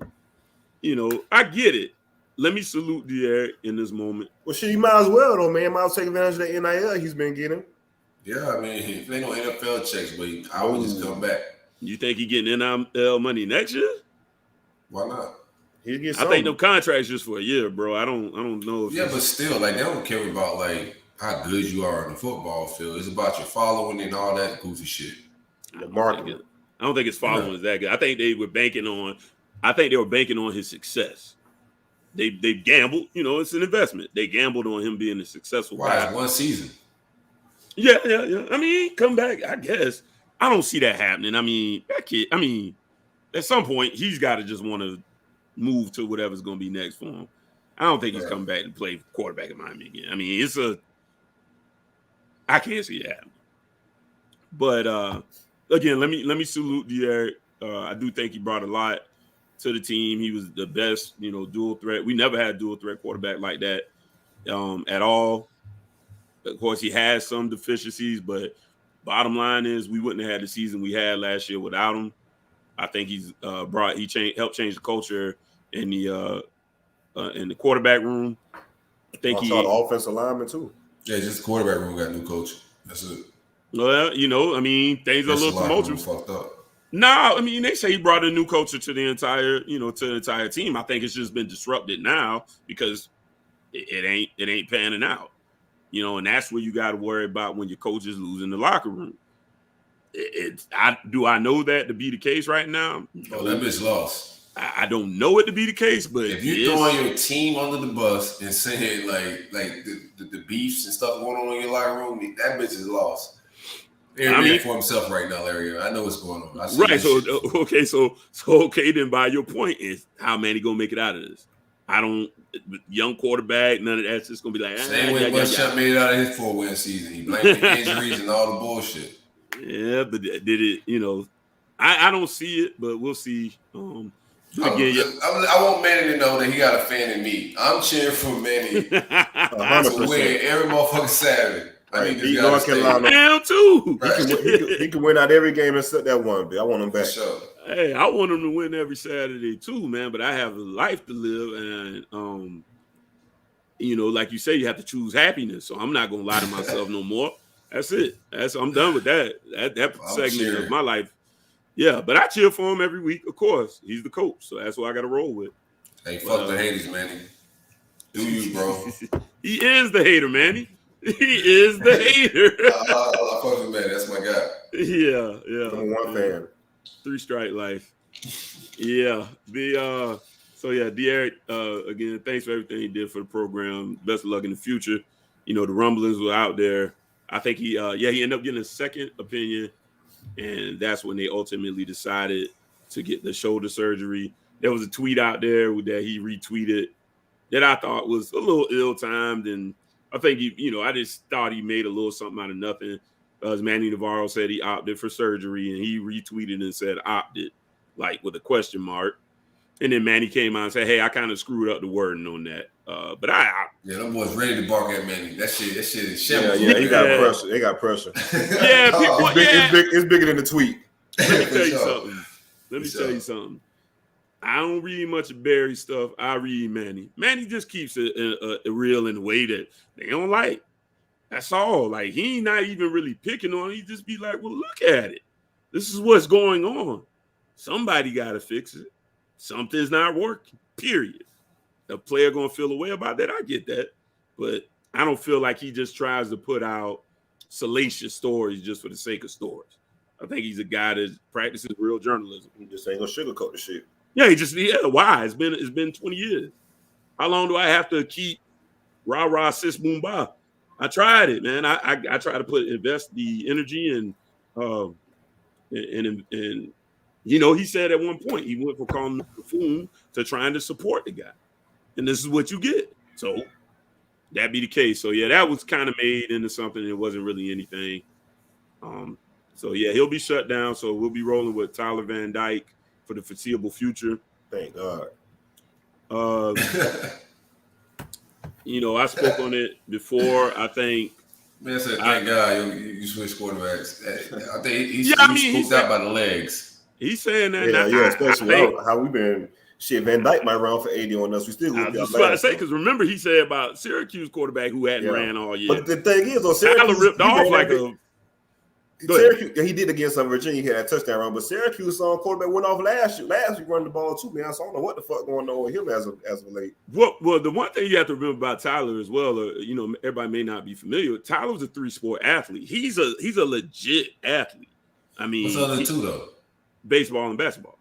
Oh, okay. So yeah, he pitched. Swimming or some shit. No. He was a pitcher, quarterback, and I think he played like the 3. Volleyball or some shit. Nah, come on. I wouldn't even bring that up, bro. Badminton. He was on the ping pong team. Yeah. Also leader of the chess club. Nah. But I mean, he's a legit athlete. And that's what I honestly say. I always wanted my quarterback. I always want my quarterbacks to play. I heard Urban say that, so I kind of roll with that. He likes his quarterbacks to play multiple sports. So right. I know Herb has a pretty good eye for this type of thing. He don't really miss too much. So that was something I like that joke, disc golf. That's a good one, Smoke. I like that in my quarterback. So yeah, we've seen him tear it off. I think that's why I mentioned before, by the time we get to Florida State, he should be comfortable. It won't be no excuses, put it that way. Though it's going to be hostile. It'll be the worst place he's had to play in. But, hey, big-time players. You was highly ranked, highly recruited. Let's get it. You're going to get it or you're not going to get it. So, I ask you a quick question, bro. Go ahead. What's the longest you ever drove on suspended license? That shit is crazy. What are you doing? Okay, let's do that. Let's do that then. Well, quick question. You said the bye week was 0-1. You guys are 0-1 off the bye week. I feel like was that the L you were talking about? Yeah. No, just the fact that, man, he just every time he's only won once off the bye week. Oh, I get what you're saying. Okay. Yeah, he's never. I think he's 1-5 or something like that. He's never won. I think he's won one time off the bye. So I took it as an L because that's the main reason I don't have. Well, yeah, man, it's like it's one thing after another with you guys. Like license, bro. Like, come on, man. But you know what? He making way too much money to have suspended license, though. Right. That turned out to be it was a miscommunication. Everything was cleared up. It was a paperwork problem. He is not. He wasn't arrested. It was a false arrest. Shouldn't have been arrested. Oh. So actually, I looked into that a little bit more. 561. So licenses are suspended. It wasn't. No. So who reported that? Like, what went wrong here? Oh man, I forgot where I saw that at, but it might have been Manny again. Actually, I think it was. Yeah, I think it was Navarro. Manny you know how that stuff go, man. They mess up. Right. Manny be on it, man. That's my guy. I fuck with Manny. No, man. I've dealt with some stuff like that, dealing with DMV and stuff like that. It really was just seems like a paperwork clerical issue. He was totally clear. There was nothing in and out. No big deal. So thank God that wasn't a big deal. Shout out to Mike Rowe. Yeah. Shout out Mike, man. Head of the recruiting department.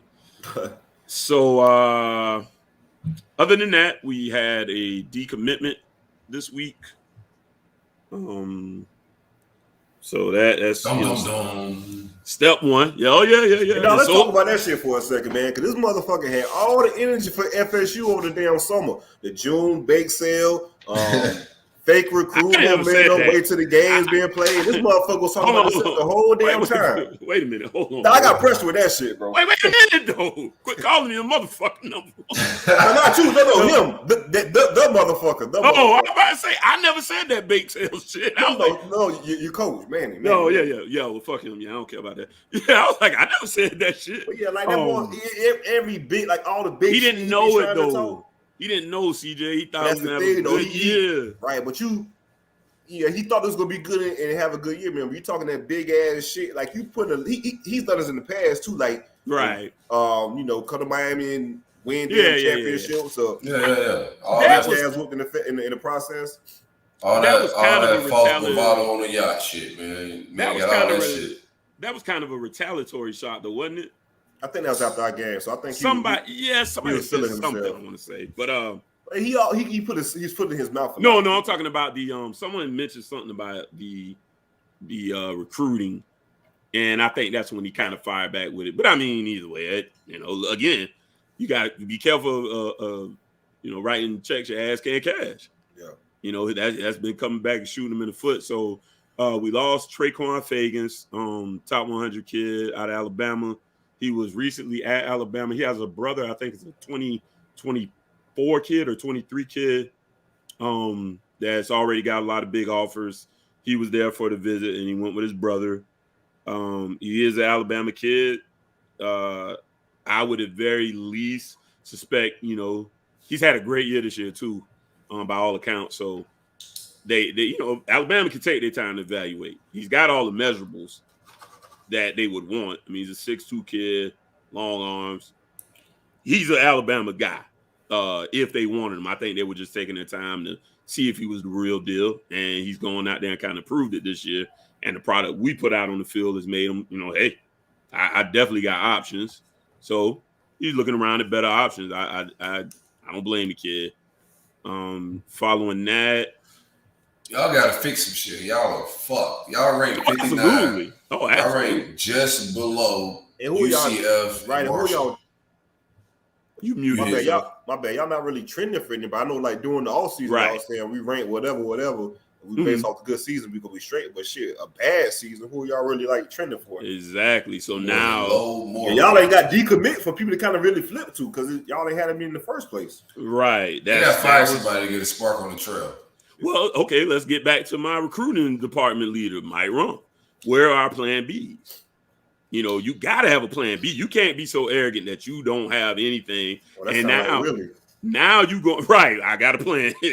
Willie, you ain't had no motherfucking plan. He got a job. I told y'all That he was motherfucker told us I got a plan and brought in fucking Alex Hornibrook as a goddamn plan, bro. God That was damn. not a plan. We fucking had Sam Howell decommit, and his damn response was, "I got a damn plan." He brought in Alex fucking Horn. Oh my god! When Willie He said said it that was a shit, good plan. Look, let me tell you. When Willie said that shit, I said, yeah, he lying like a motherfucker. I know He when the said motherfucker it so ain't got no smooth, plan. so I got a plan. Yeah, This yeah. shit, I got this shit. You ever ask a motherfucker if they lost?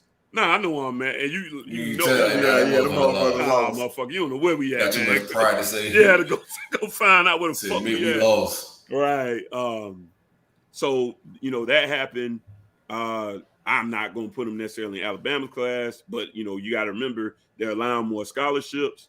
So he could end up there, but I definitely think he ends up at the SEC program now. So we should bet on that one. And then another kid at a key position need. Fagans is a cornerback. Another cornerback, Chris Graves. He visited Florida recently. I think that was an unofficial. I believe he's supposed to circle back for an official. Now, word, from people close to the Miami camp is they not really that concerned about Chris right now. I am, just because I just don't trust kids going out hanging out. You just too much of a good damn time. You're gonna be like, you know what? I gotta have a good time over here. And perhaps, be a part of a winning culture as well.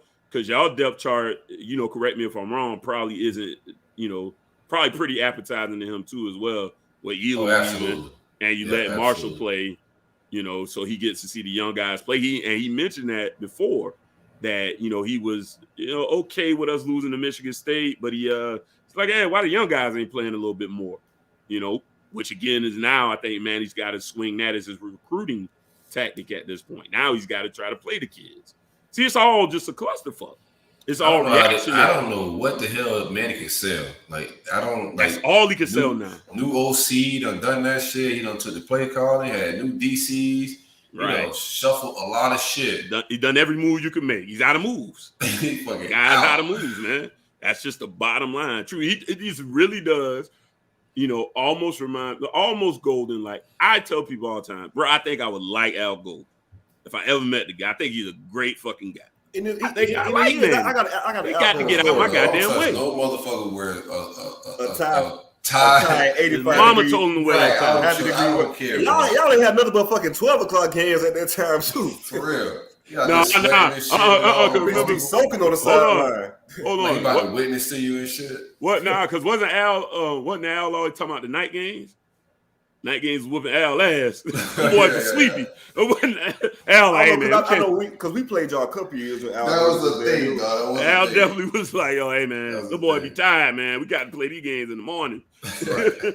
He high, he drunk. Now I got to roll these motherfuckers out there. Yeah. But yeah, man. That's hilarious. So I am definitely concerned about how the class could crumble. That's why I think the best room. That bitch at 59. Well, yeah, but I mean, we didn't have much, so I get that. Like the talent in the that's class. The scary part about it. Y'all ain't have much as it is, right? But that's, I mean, you got keep in mind the average rating of these kids was like an 88 or something like that. So it was good talent. I like the class. It just needs. Folks said that man was the best recruiter in the state. He's got to be able to sell something. Muschamp sold a 4-8 season, bro. So if he that type of recruiter, he got to sell something. I mean, hey, at this point, the only kid I ain't worried about is Ja'Curry Brown. That's the only one. Everybody else, I'm like, I don't know what them boys are them Ducks to. Get out of here, man. Kids are balling. Get them out of here. You ain't gonna talk about. Quit talking bad about kids, man. What about you? What Georgia Tech come and holler at them? Man, relax, relax. So what they state? We know Georgia won't make the call. Nah, hell nah. But coaches did get out on the trail. And now they're trying to activate Plan Bs. It's already been built. That's my issue. Yeah. And I said that a couple weeks ago is you can't have the arrogance of I'm just gonna land these blue chippers once the games get played. Then that don't happen, and now you got to scramble too well, Bill, to fill the roster with guys that aren't. Well, at this point, they might be Miami caliber players, but they aren't what they're supposed to be, Miami caliber players. If I get felt like this and I'm a coach, I just go rate like UCF's class or some shit, right? Got to. Some of it. I mean, hell, we in a fight right now for the Twins. For the corner and the safety, the Twins. There's two really athletic kids. Man, I'm forgetting their names right now. I don't even know if I can go to Miami over UCF right now. Yeah, we're in a fight for them. I'm drawing a blank, and I had that's real shit because they in UCF going to the Big 12. Yeah. The boys got money in Orlando. I mean, I'll tell people right now, the only thing UCF don't have over us is tradition. Yeah. They've got great facilities, a lot of money. It's a state school, great campus, nice stadium. UCF is legit, no lie. No. It's like I said, the only thing they don't have is the tradition. So I ain't necessarily knocking kids especially at the state of our program right now. I'm like, I don't blame you, little bro. You looking over there? It makes sense right now, And a part of that is I think in the same neighborhood, man. Oh man, you come on down to the slum soon enough. I tell you this much. You better not lose. You better not losing them Tigers. I can tell you that much. Because if you losing them Tigers, I'm knocking on the door for some sugar. And you need to open up. You need to open the door. Enjoy your Saturday evening because that shit ain't going down. Open the door, man. Don't you do me like that, man. If I knock on that door, let me get a cup of sugar, bro. That's all I'm asking for. I don't want too much. All right. Just saying. Anyways, I'm not gonna look their names up right now because the bigger problem, like I said, is just the fact that the contingency plan was terrible because it wasn't one. And so now everything's in shambles right now. It's a scramble. This game. I seen Ed Reed was back in time babysitting, Manny. Shout out to Ed. Ed tweeted, I ain't the coach. I was like, damn, Ed. You tweeted some shit? Yeah. Ed was like, hey, man, I'm the chief Stop of staff. Stop fucking at me, bro. I'm not the coach. Yeah, I'm the babysit. Let's make sure these motherfuckers do steady haul. That's it. That's it, dog. I told y'all, folks were asking what Ed Reed was at, bro. I got to Again, he's the chief of football staff, whatever. Okay, fine. I don't need him to every day. Coach, bro. Well, I mean, we got to get Robert. We got to get Robert in, fellas, real soon. Oh yeah. Oh, I forgot. Let's hang out. I forgot he's waiting. Yeah. Let's do it. What's going on, guys? Hey, Robert. Hey, how what's you doing? man?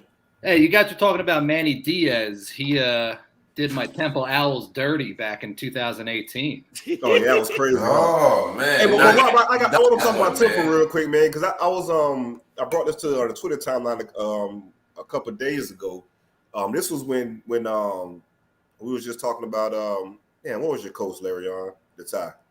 Oh, Al Golden. When Al Golden was at Temple, like I took a visit to Temple, and I had no idea that Temple was dead smack in the middle of the hood, like literally in the middle of the hood. And Al Golden did like a cool thing, like he let the neighborhood kids practice on the practice facility when practice wasn't going on, just to have some stuff going on to play ball. I thought that was pretty cool.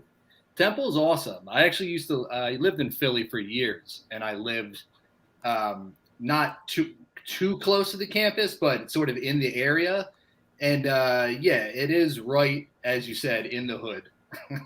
And it's an awesome school. Like I actually didn't go to Temple, but I fell in love with John Chaney and the basketball program. So shout out to John Chaney, BCU alum. Yeah, he's the man. He was so cool. So like any Temple sports, I'm all in for. But judging by what you guys were talking about, we might have dodged a bullet with Diaz.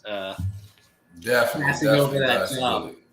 Yeah, you got love for the audience, and you guys got money off of that too. They might have paid you a buyout too. Well, Right. they're still not very good, so it's probably a wash. Right. For the listeners, we're kicking it with Robert Linehan, writer and editor for XL Media. There's a lot going on with Florida betting laws and a lot of with the Seminole tribe and lawsuits. We're trying to figure out what exactly is going on, and are we going to see in-person betting October 15th? Yeah, I mean, that's a good – and thanks for having me on, guys. I appreciate it. So do you want the long answer first or the short answer first about if you'll see betting on October 15th? Long answer. I got to it long. All right. Well, all right. Long answer. So back in May, Florida and the Seminole tribe agreed to a 30-year gaming compact, which I'll gloss over a lot of the details, but basically gave all sports betting power to the Seminole tribe. In turn, the Seminole tribe for the next 30 years would pay Florida at least $500 million in revenue every single year. So when they approved it, they targeted October 15th as a potential start for sports betting, not just in-person sports betting, but online sports betting.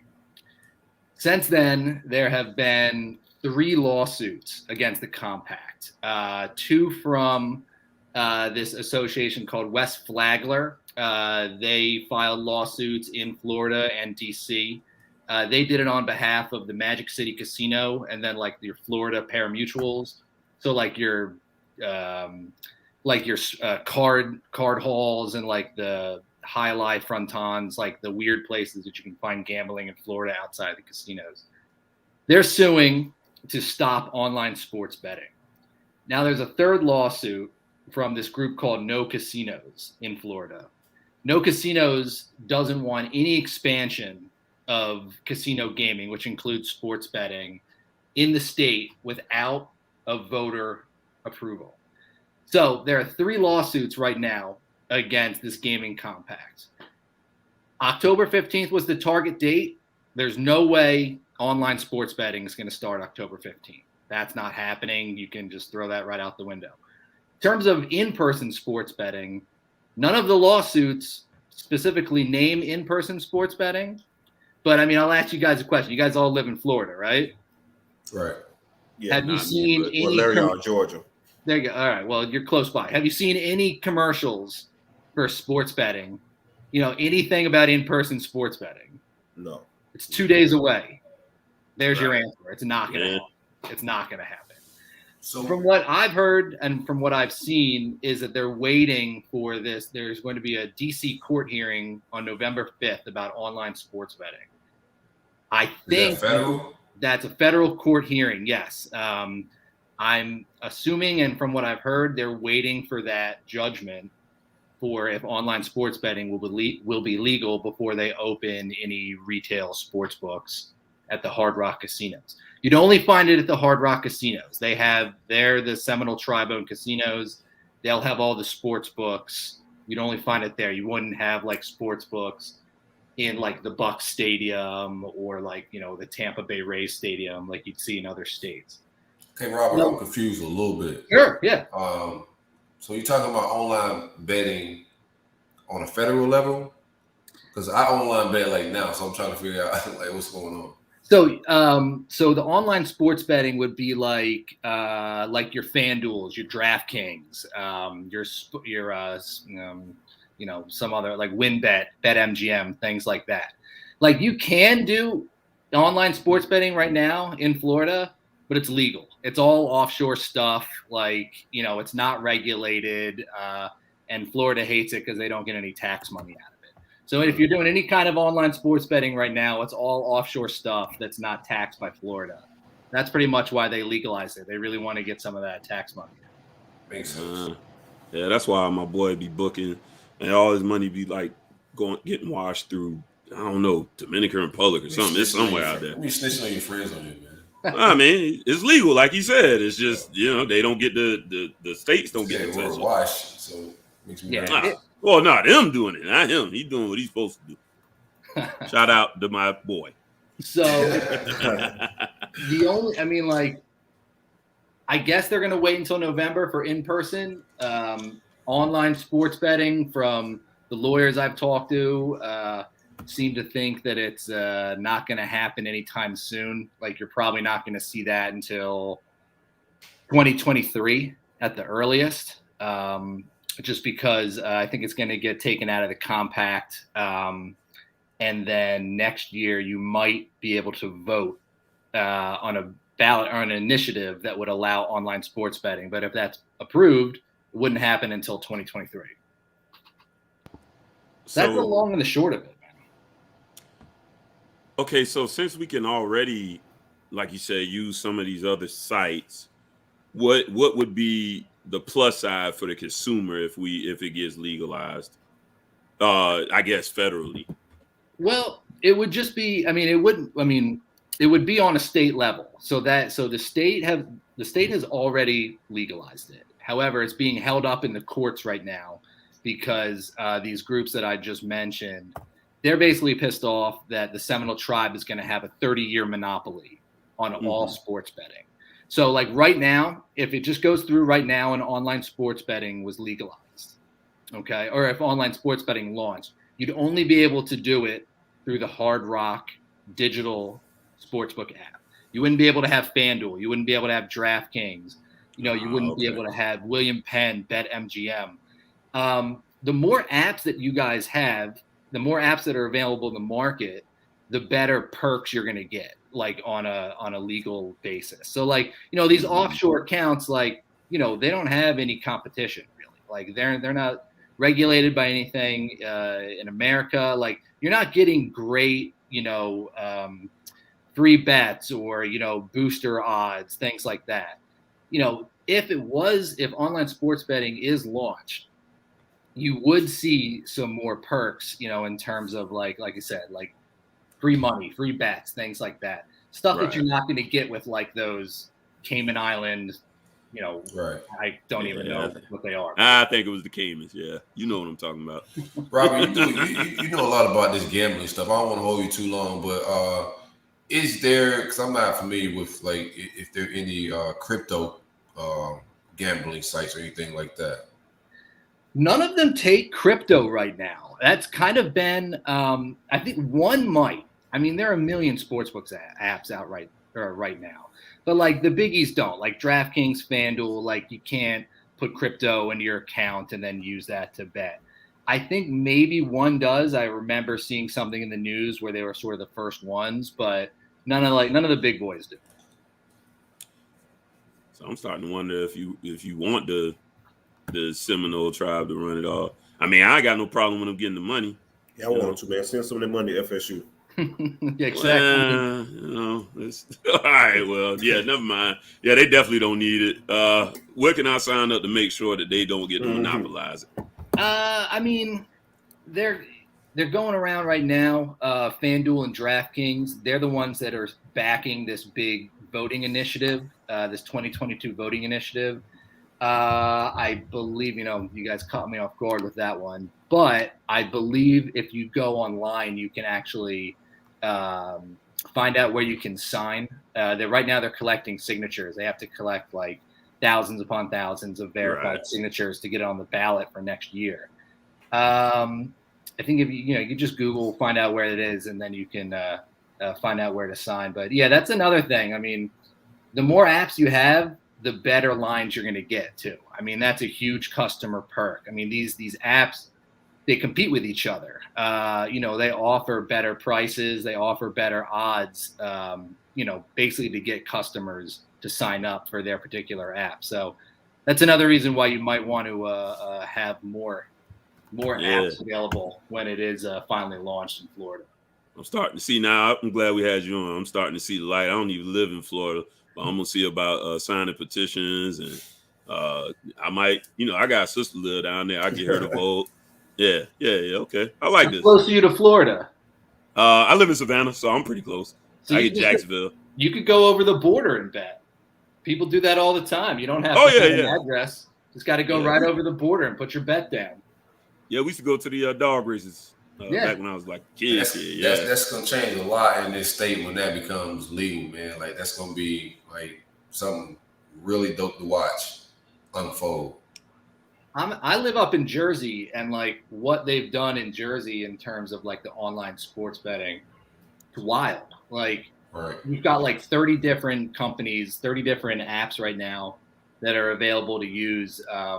You got New York. People from New York come over the border every Sunday to put down NFL bets. Like, it's crazy to see. So when Florida will be one of the biggest markets in the country by far.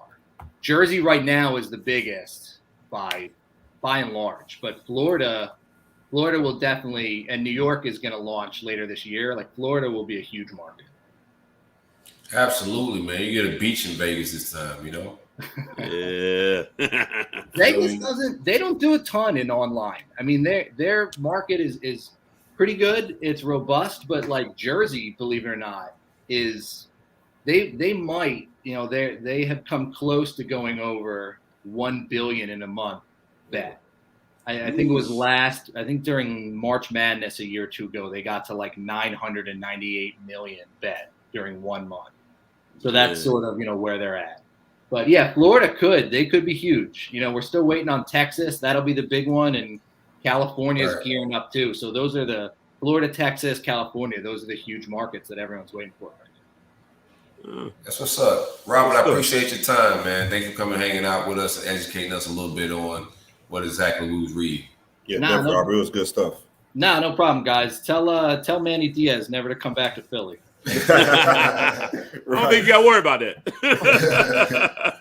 Gotta hope. Appreciate you, man. All right, thanks, guys. All right, man. Have a good one.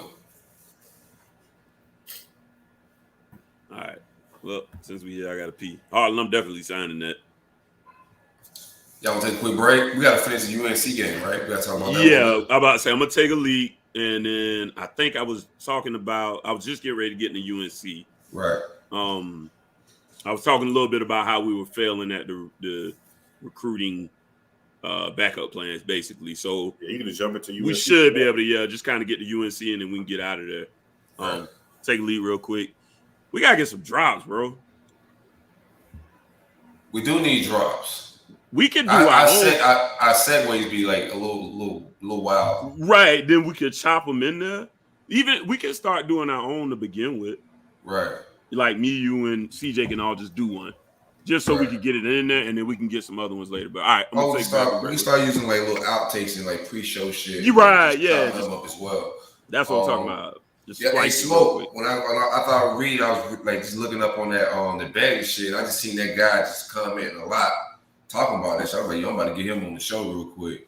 You muted, bro. He always muted.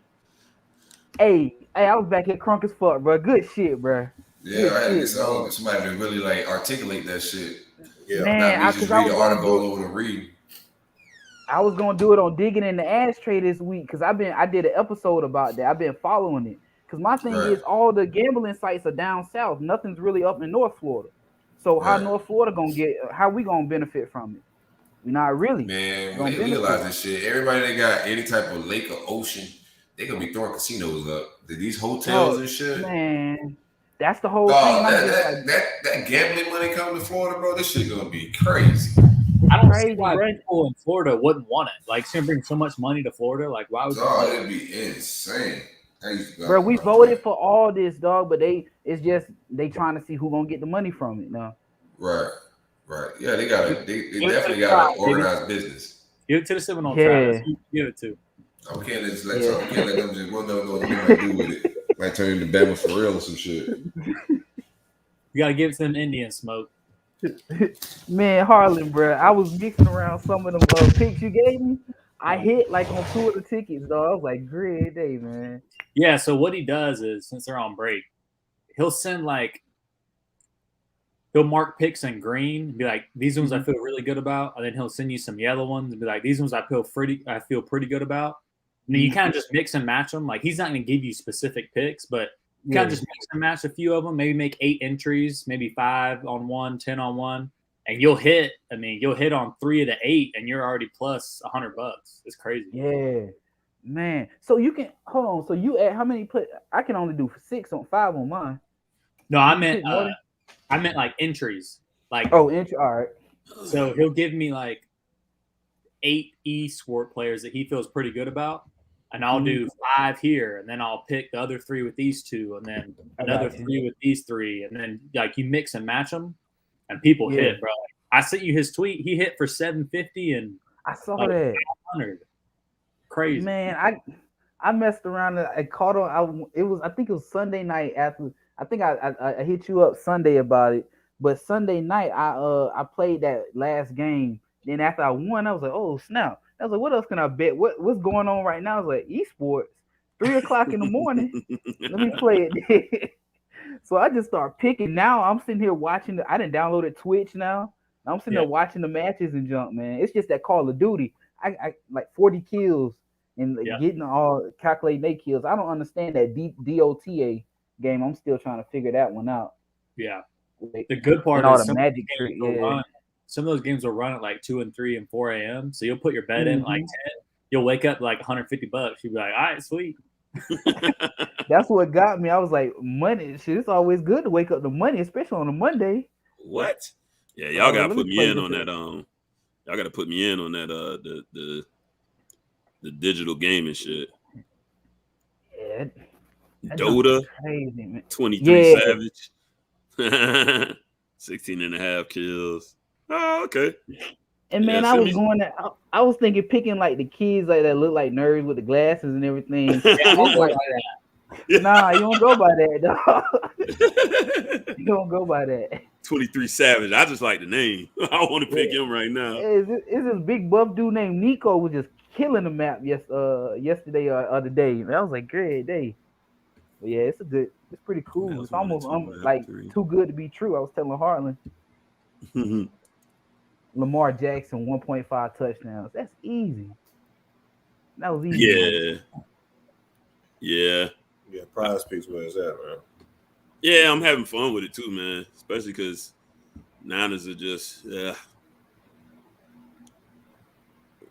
keep letting me down every week, man. Bro, Chargers +3 on the Ravens. I might pick the Chargers straight up to win. Yeah, I know it's Lamar. Yeah, that should be a pretty good. No, that's gonna be a good ass game, man. I'm gonna raise it. That's dog. The Chargers are fucking peaking. Herbert is the truth. Oh, and that defense is crazy. Derwin is healthy. He's playing nuts. Bosa, like them boys are good, man. I got they gonna be around for a long time, man. They got some young talent. Mike Williams. They got some guys, man. I got Herbert. He my fantasy QB. Yep. Yeah. So all right. We'll get. I guess I'll pick up right after talking about the recruiting failings right now. I did want to mention we got several guys out with the virus, not COVID. Just a lot of the young guys out. I think it's just like you told me that shit COVID. Oh man, he said it wasn't. And then we'll get into the North Carolina game.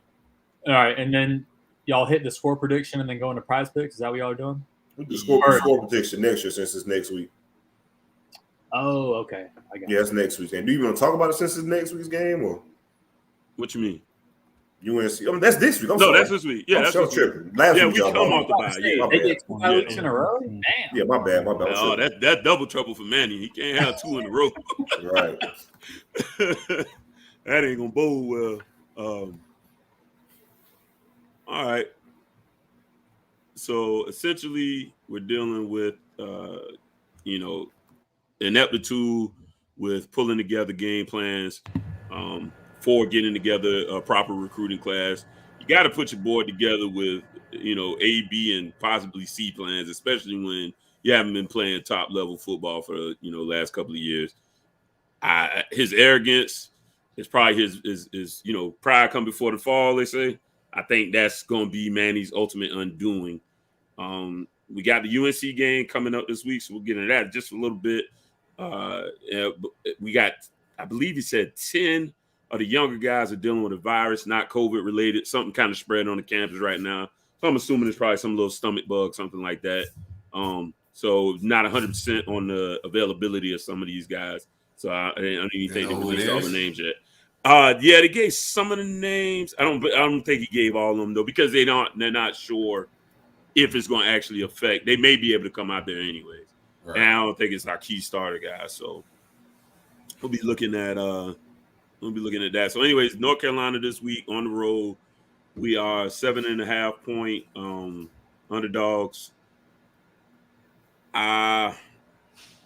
Truth be told, this is the thing with Carolina. It's kind of the same deal we dealt with Virginia. They have an offense that is, when it's clicking at a very high level. They score like 50 whenever they win. And when they don't, they're closer down to that 25 mark. So if they get to the 50, they usually beat you by 20. Otherwise, they're dropping the game. We all know about Sam Howell. They have been able to create a little more chemistry in the passing game in general. But this defense is, very suspect. They don't have, you don't have your Chaz or Rots. Even the D-line isn't quite as good as it was. It's just they got a great corner. But bottom line is it's about us more than it's about them, in my mind. They're an up and down team, but so are we. So it's really damn near a coin flip as to who's going to be able to walk out with that victory this week. I personally, going on track record, going Mac Brown against Manny, Carolina on the road, is nowhere in good faith I can pick us to win this game. And Manny's not good after a bye. I think he's try my dog like that. I believe he's 1-5. I'm tired of keeping up with stats because they ain't never in my favor. whatever it is, it ain't good. I'm trying my dog Manny like that. I like Manny for the upset. Hey, he may. Like I said, I'm rooting for us every single week to pull it off. He turned us around, man. Listen, like I told y'all, it's the craziest shit on earth. It's still win the Coastal and possibly the ACC. This is how shitty the ACC is right now. So anything's possible, but no, if you're asking me right now to make a pick, I gotta go Carolina at home. And I think they'll cover. I think they're going to Manny. You talking about? I'm what? A hater. You hating, fam? No, not hating. This is a fact-based thing. I know I usually lie on these shows, but I'm tired of lying. I told the 26 Degrees audience that if we lost again to Virginia, that I was done with the positivity, the optimism. That's done. So I'm done with that. Shout out to that listenership too, y'all. If y'all not checking out 26 Degrees, tap in with us, man. We're doing the people that are listening really enjoying the culture we're bringing. It's similar to this, man. It's a little barbershop talk. We just all miserable Canes fans. So good vibes over there, man. Shout out to Peasy and X and Measy and X. Oh yeah, you know what? Matter of fact, I already talked to Measy. Measy's gonna guess for me after we lose to North Carolina this week. So let's go. I ain't got to deal. I'm gonna call in. So jump in. Yeah. I get ready to hear a whole lot of man. Yeah, shout out Measy, man. Yeah, he's gonna hold it down for me this week. I will call in, but I'm gonna let him hold down my spot this week. Huh? Oh, yeah, you weren't talking to me. So yeah, again, we don't really got to get into a deep stat bag with that. History tells me we're going to lose this game. Sam didn't beat us last year, but he might this year. It might be more about him this year. They don't have the running backs they had. Both of those guys in the NFL, both of those guys 1,000-yard backs. They are good, but we did make them look better than they are. But yeah, score prediction for me, I'll go. I'm gonna say they win. So like I said, they usually score 50. So I'm gonna go 56. Oh hell no! God Oh yeah. damn. When they, go look at their record. When they win, man, like that. Look at their wins. When they win, they score 50. Man, nobody's scoring 50 on my nigga Manny, bro. Get out. All right. He hired. Man, Larry don't think he's slick. Larry don't think he's slick, man. He want this motherfucker fired on Sunday, man. I know y'all want me to lie. I told you I'm broke. I didn't announce it to y'all, the public, yet, but this would be my first and last year with the roll-up. I enjoyed this whole experience, but hey, it's killing my liver, man. I can't keep doing this shit, man. I ain't never drank so much in my life. This shit ain't healthy for me. But nah, I'm just being real, man. I don't want to put your Georgia hat on, bro. Oh, I already got that. I've been had that. I grew up in Georgia. I got some Georgia guys. Yeah, I know you got back already. Yeah. Go Dogs, y'all. So yeah, it's gonna be out there. But yeah, I'm gonna give them 55. But they do give up the points, so I'm gonna say 55. 56. Nah, we ain't scoring 30. We ain't scored 30 all year. 56. Trying to dog Van Dyke like that. Why you trying Van Dyke like you got the young boy? 56-28. I'm just saying though, y'all got the young boy.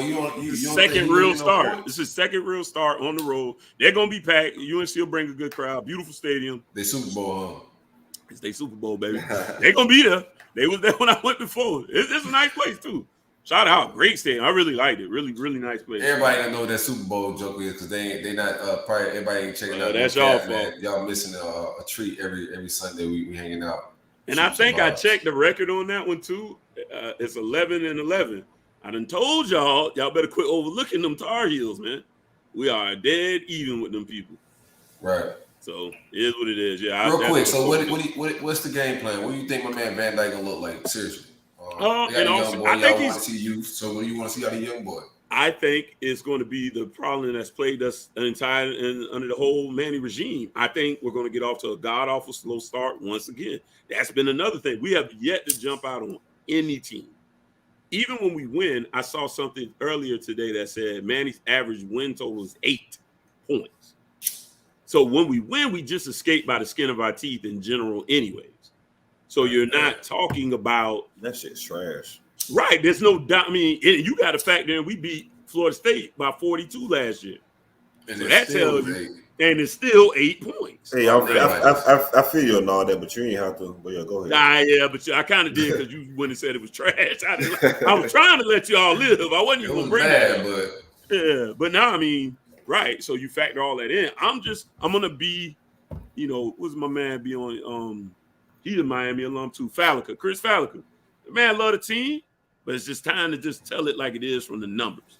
From a number standpoint, I think Van Dyke is actually going to play pretty decent, but it's going to take him a minute to get going again. Again, he's a young guy. I don't trust Rhett Lashley to call a good start. He hasn't, it just hasn't been going that way. We tend to just sit around in the first quarter. I can't tell you the last time I can remember sitting down watching the game that we didn't start off with a punt. I can't. And so we're going to get the ball. We're going to probably punt. We ain't scoring on the first drive. There's no way. It just doesn't happen. Yeah, you just trying, but I got. We'll get warmed up. Remember, he said against Virginia, right? Remember, he said against Virginia, the fourth quarter effort was worth a W. He was absolutely right. The problem, Manny, is you got to get the fourth quarter in the first, second, and third as well. Then you beat teams. That's what you're missing. So yeah, CJ, that's what score you got, CJ?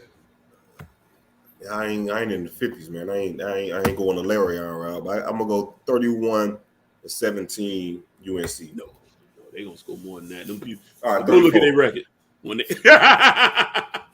field goal. They're gonna double up on us either way. Yeah. At least give me 34, man. Don't make me look crazy out here, man. 34-17.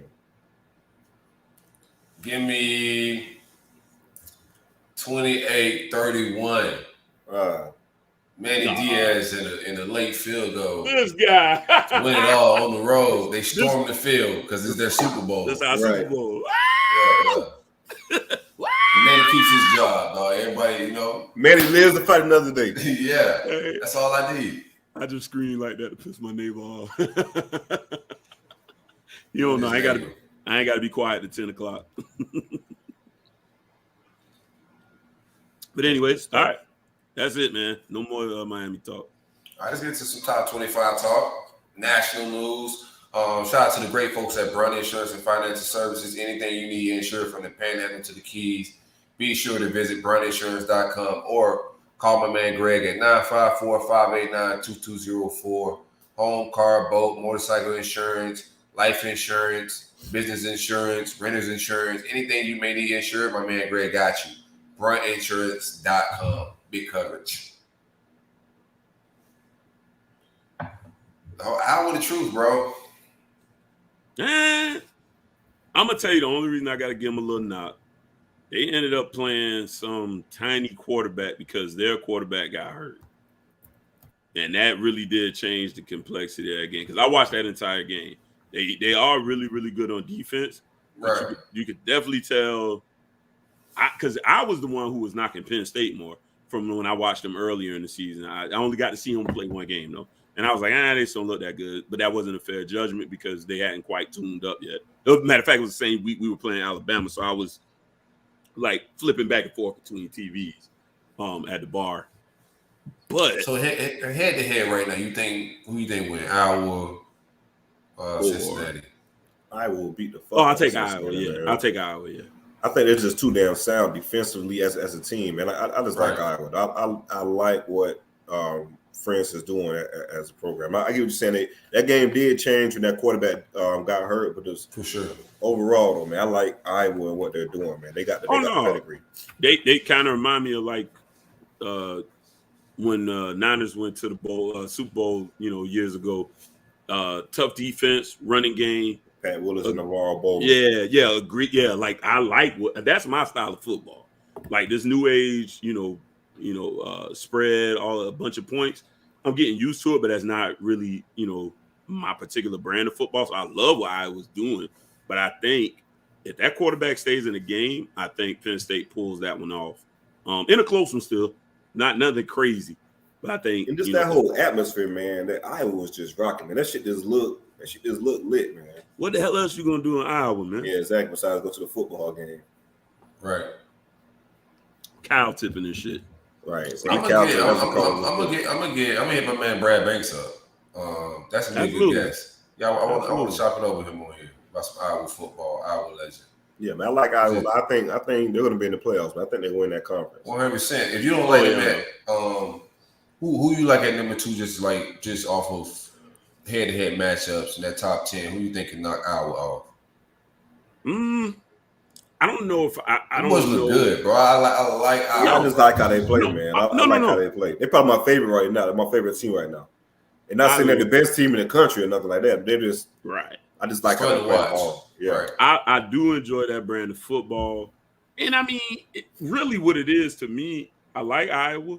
It was really more me having to go back and give Penn State a little more credit. So I got no problem with Iowa being number 2 because I'm not saying they couldn't have won that game if the quarterback stayed in. I do just think it changed it up a little bit. I'm not saying they necessarily because again, the game it changes its flows, its ebbs and flows of the game. So Iowa very well could have still pulled that victory off because they're a very sound defensive team, and they may have made the adjustments against the other quarterback, although he did look pretty solid early on. So them at 2, that gives me no problems. I definitely feel like they should be 2. Cincinnati, with the win they had against Notre Dame, and just the complexity of Alabama losing, Oklahoma winning close. I could have them at 3. Michigan is creeping though, man. They got the game against Michigan State coming up, but number 10 in the country, bro. We got a tough schedule.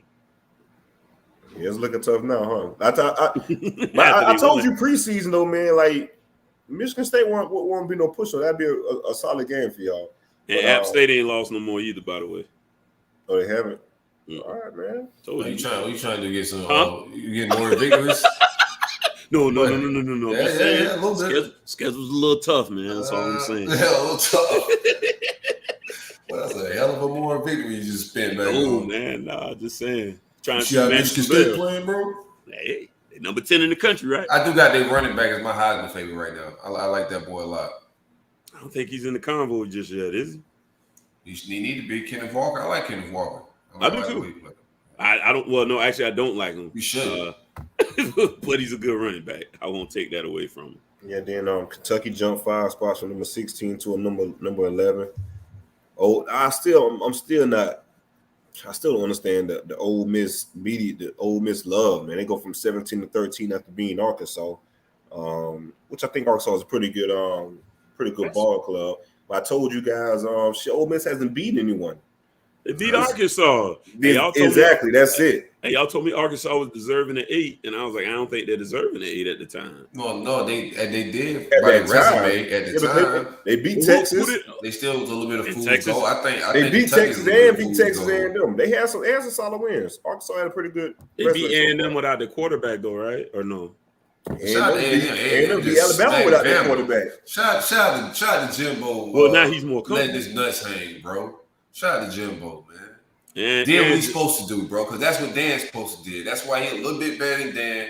But Jimbo will go for the throat when he got the opportunity, dog. Yeah, that's one thing I give to Jimbo. Like them type of games like that, he don't. Come on, them type of games like that, he definitely coming in and trying to pull that shit. You gotta take advantage when Nick Saban vulnerable. You gotta take advantage. You gotta, Nick had no business being vulnerable. They had no business losing that game. That boy came out and hooped. I told y'all after we lost to them. I said I think they can lose a couple. No, you're right. I agree. Yeah, they're vulnerable. Once I realized how bad we were, I was like, oh, okay, they are a little bit. And y'all played with them. I was like, Florida not that good. And they played with them. And we suck. So wait a minute. They may not be the Bama of old. So, yeah. Shout out to that kid, though. That kid matured. He kind of came up. Bama didn't play their best. I'm not going to sugarcoat that, but yeah, that kid played well, period. And if they didn't play their best, that's on them.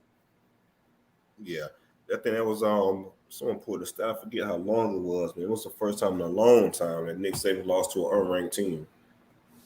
That's nuts. That's nuts, man. Like I forget the exact stat, but it was a crazy number. I think it was. Boy. It was crazy. It was the three other teams that was within that streak of longest streak of not losing to an unranked team. The 3 other teams was Florida, Miami, and Florida State. Man, that man Jimbo could take a Bama win on the trail, man. Yeah. Man, listen. And that Jimbo kind of remind me of Dan in that sense. Like a lot of the A&M fan base is just they ain't with it. They like, man. Yeah, it's time. They shouldn't be though, man. They paying that motherfucker a lot of money. A lot. But they dumb for you to lose the damn. They got opportunity. They want them off the hook. They got opportunity this offseason because LSU gonna come with Colin. Yeah, that's a fact, Jack. LSU definitely. If they want to exit, there's one for them. There's an easy way out of that deal. If you want to coach. What about the buyout though? This buyout. There's no buyout. I think someone was saying there's no buyout. They contract up. There's no buyout. Okay, so since you brought that up real quick, what's the better job? Got to be LSU, right? LSU, in my opinion, still in the SEC West.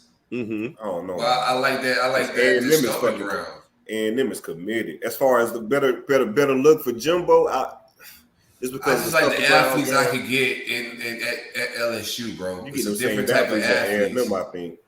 I don't think so. I think them boys different than that in Mississippi and Louisiana. Yeah, that's still tough. But you gonna be competing with Bama with those guys on the regular too.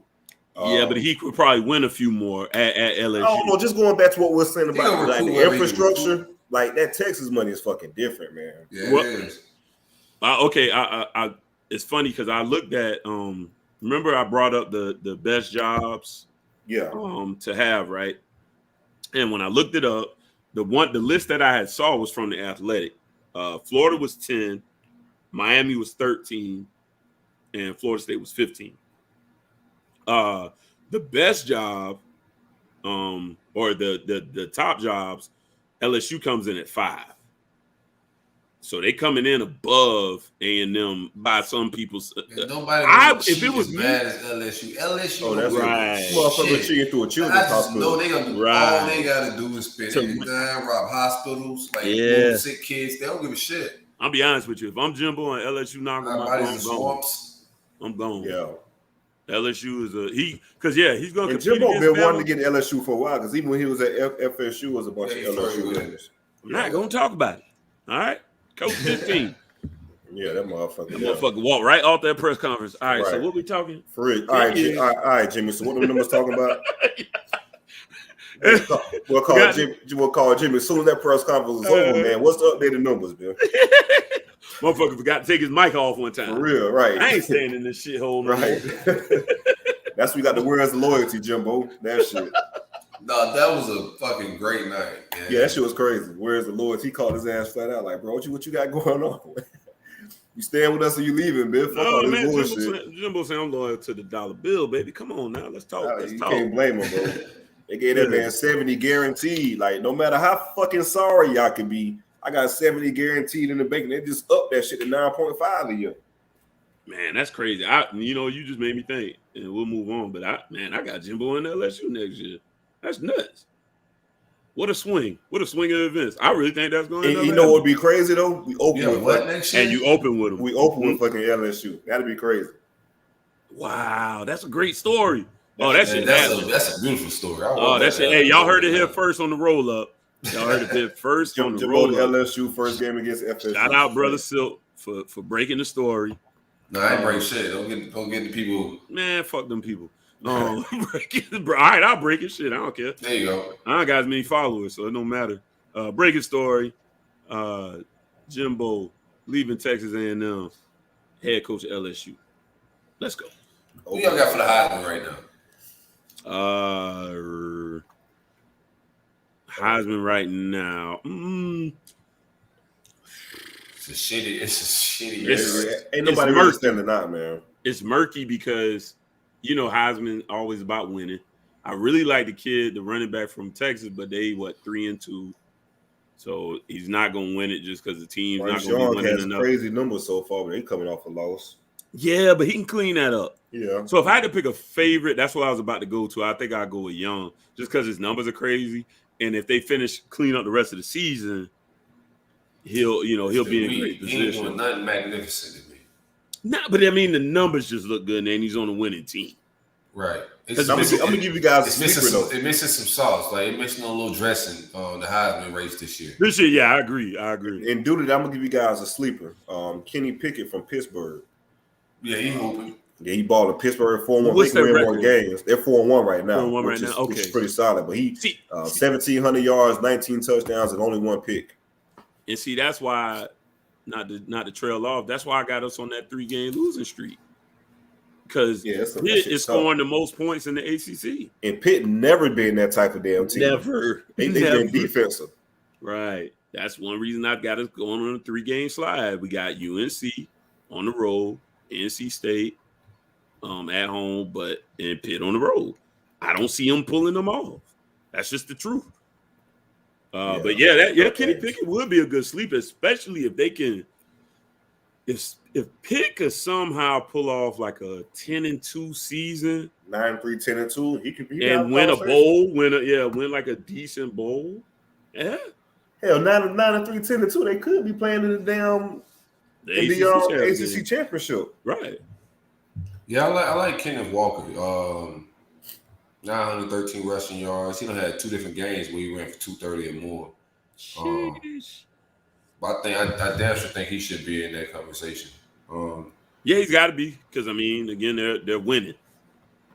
Yeah, right. It's so murky and really, it's no clear cut favorite right now. I guess just gotta let it play out a little bit further. I like the Pickett pick. I think that's a good sleeper. Yeah, he's balling. He is 28, so yeah, he's old as shit. He ought to be. All right, so fellas, if we had to pick and it was just a Heisman race out of us 3 teams. Come on, man. I don't even like this question. Oh yeah. Who would you guys get the Heisman nod to your team, man? So for FSU, I kind of wrestle with this. You got Corbin's being our best player on offense, so to speak. And then Jordan Travis came out of nowhere and just lit it up. But Jermaine Johnson been the most consistent cat on our damn team, man. And leading the country in sacks for P5, leading the defensive ends and tackles. Excuse me, up for the mostly all the defensive award list, made the semifinals. So I have to go with Jermaine Johnson. He'll be the FSU pick. Man, shit. You kicker. That's what Holland said. No, not the kicker. Oh, I got mine. You ain't got nobody else. No, you finna say it. My punter, Lou Hadley. Lou Hadley for Heisman, the first punter to ever win a Heisman. I used to say we kick good. I had to take that away. We punt good. So yeah, Lou Hadley for Heisman. I think he's like second in the nation in average right now. Bro, I don't know, dog. Who was that punter that went in the first round? Ray Guy, right? To the Raiders. Janikowski went first round. No, it was a punter though. Yeah, Janikowski did. Yeah, matter of fact, yeah, Ray Guy went. Ray Guy went to Oakland Raiders, and so did Sebastian Janikowski. Yep. I'll double check that real quick. But yeah, both of them. Yeah, first round to be drafted in 1973. Okay, I was about to say I was pretty sure that was that. Yep. I mean, if I gotta get somebody, and they both went to the Raiders. yeah. That only Al Davis gonna do some wild shit like that. Yeah. Right? Yeah. It's a wild boy. It's very Raider. It's very Raider. It's very Raider to go sign a coach for 10 years, $100 million that been out of the game. Oh, we like talk about that. Hold on. 8 years, right? Yeah. We get very Raider. Let's move the show along a little bit. We're excited to talk about that. If I gotta give a Heisman to a guy, CJ, I'm gonna go Damian Pierce. 238 rushing yards, 7 TDs. He's just been finding the end zone a lot. So if I got to give it to somebody, I give it to Damian Pierce. Y'all been spraying this shit out a lot, so it's probably tough. It's probably tough for both of y'all guys to kind of pick a guy. Shit, I gave you my guy. It was easy. It's really like that. Yeah, all right, let's move on, man. I don't talk about this shit no more. I'm talking about this shit. I feel you, man. I feel you. We're gonna get into prize picks. Yeah, it's that time, right? Where we at with it? Yeah, let's do a prize picks. Get the records ready, Harlan. All right, so we got prize picks. Prize picks is the easy way to play daily fantasy. It's daily fantasy simplified. It's just you versus the projected numbers. You can choose from yards, TD, fantasy points, and much more.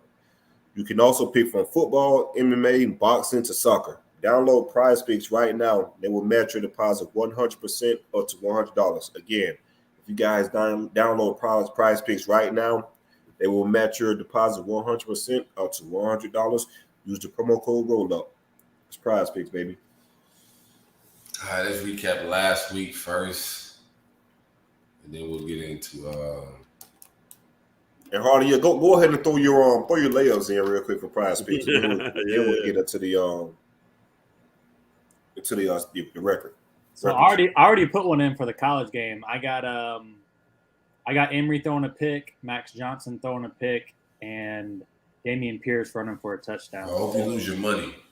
You think I'm losing my money? I hope you lose your money. You got my guy throwing a pick. One pick? Yeah, it's just one. He due for one. Yeah, see? I got the numbers right there, so if you want to pick after I review this, you can look at those numbers and tell the people what the bet. I might take that bet too. I'm just not gonna say it in public. All right, so last week, CJ was the only one to get FSU. Larion picked UNC 42-17, and Silk picked UNC 31-17. I just want to throw those two scores in there. Yeah, I know you did.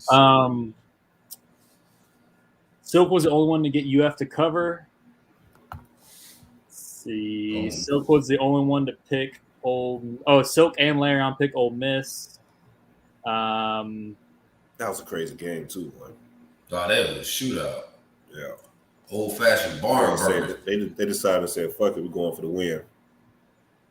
I think what do you do there? I kick the field goal. I kick the field goal. Go long time.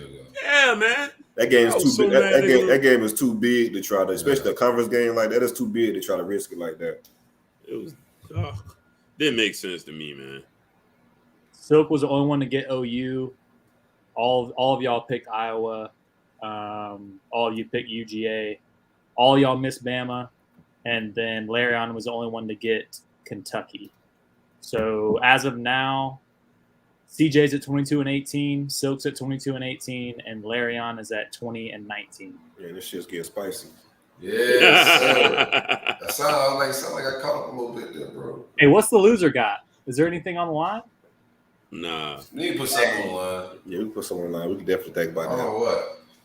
TJ used to make like a plaque for this every year, like, and send like a championship plaque. That was pretty lame. Right. We can do that. It would be something to work towards, though, man. I'm with it. But all right, fellas. So we got Oklahoma State versus Texas. Who you got? I'm going with Texas, man. Fuck it. Texas gonna do me right one damn game. Wait, what's the game? Oklahoma State versus Texas. Oklahoma State, they're coming in at number 12. Texas at number 25. The line is 5.5 on Texas. You going with Texas? Yeah, I got Texas. Give me Oklahoma State. I just like that spread is interesting. Let me go Texas. Any team that beats Miami, I think is amazing. Gundy. Yeah, I'm a man. I'm 40. Come at me. All right. I'm a man. All right, we got Auburn at Arkansas. This is a tough one. I'm a man. Auburn at Arkansas. 3.5. Yeah. It's at Arkansas. I think Bo Nix is the worst quarterback they ever played in the SEC, bro. Yeah, for real. I'm going Arkansas. Y'all ain't necessarily the quarterback league. And it's at home too. Yeah, but I'm gonna take Bo Nix is Buns Nix. That boy is terrible. I'm gonna go Arkansas. Yeah. You got Silk. You going Arkansas? Yeah, I'm going Arkansas, bro. All right. We doing your picks for the Florida stuff too, right? That Harlan put in the chat. No, those are just layups. Nah. It's easy if you want to pick them. We'll pick them. But go ahead. We'll do the rest of the games, and then we'll do the Florida picks. We'll go ahead though. Oh, okay. Ole Miss at Tennessee. Give me Tennessee. Fuck it. I don't believe in Ole Miss at all. They got to show me more. Shit, me. Tennessee look like they got some shit cooking a little bit offensively. Like Hypo doing a little something out there, dog. Yeah, Tennessee lost one game, man. I got Ole Miss, bro. Lane train. They at Tennessee, that bitch about to be rocking. Give me Hypo. Lane train. You done got Slim again too? Got it. No, I'm sorry, 2 games. Tennessee is 4-2. My bad. Yeah, they about to be 4-3. Let's get it. Come on, Lane. Pittsburgh at Virginia. I was just talking about the quarterback, man. So give me Pittsburgh.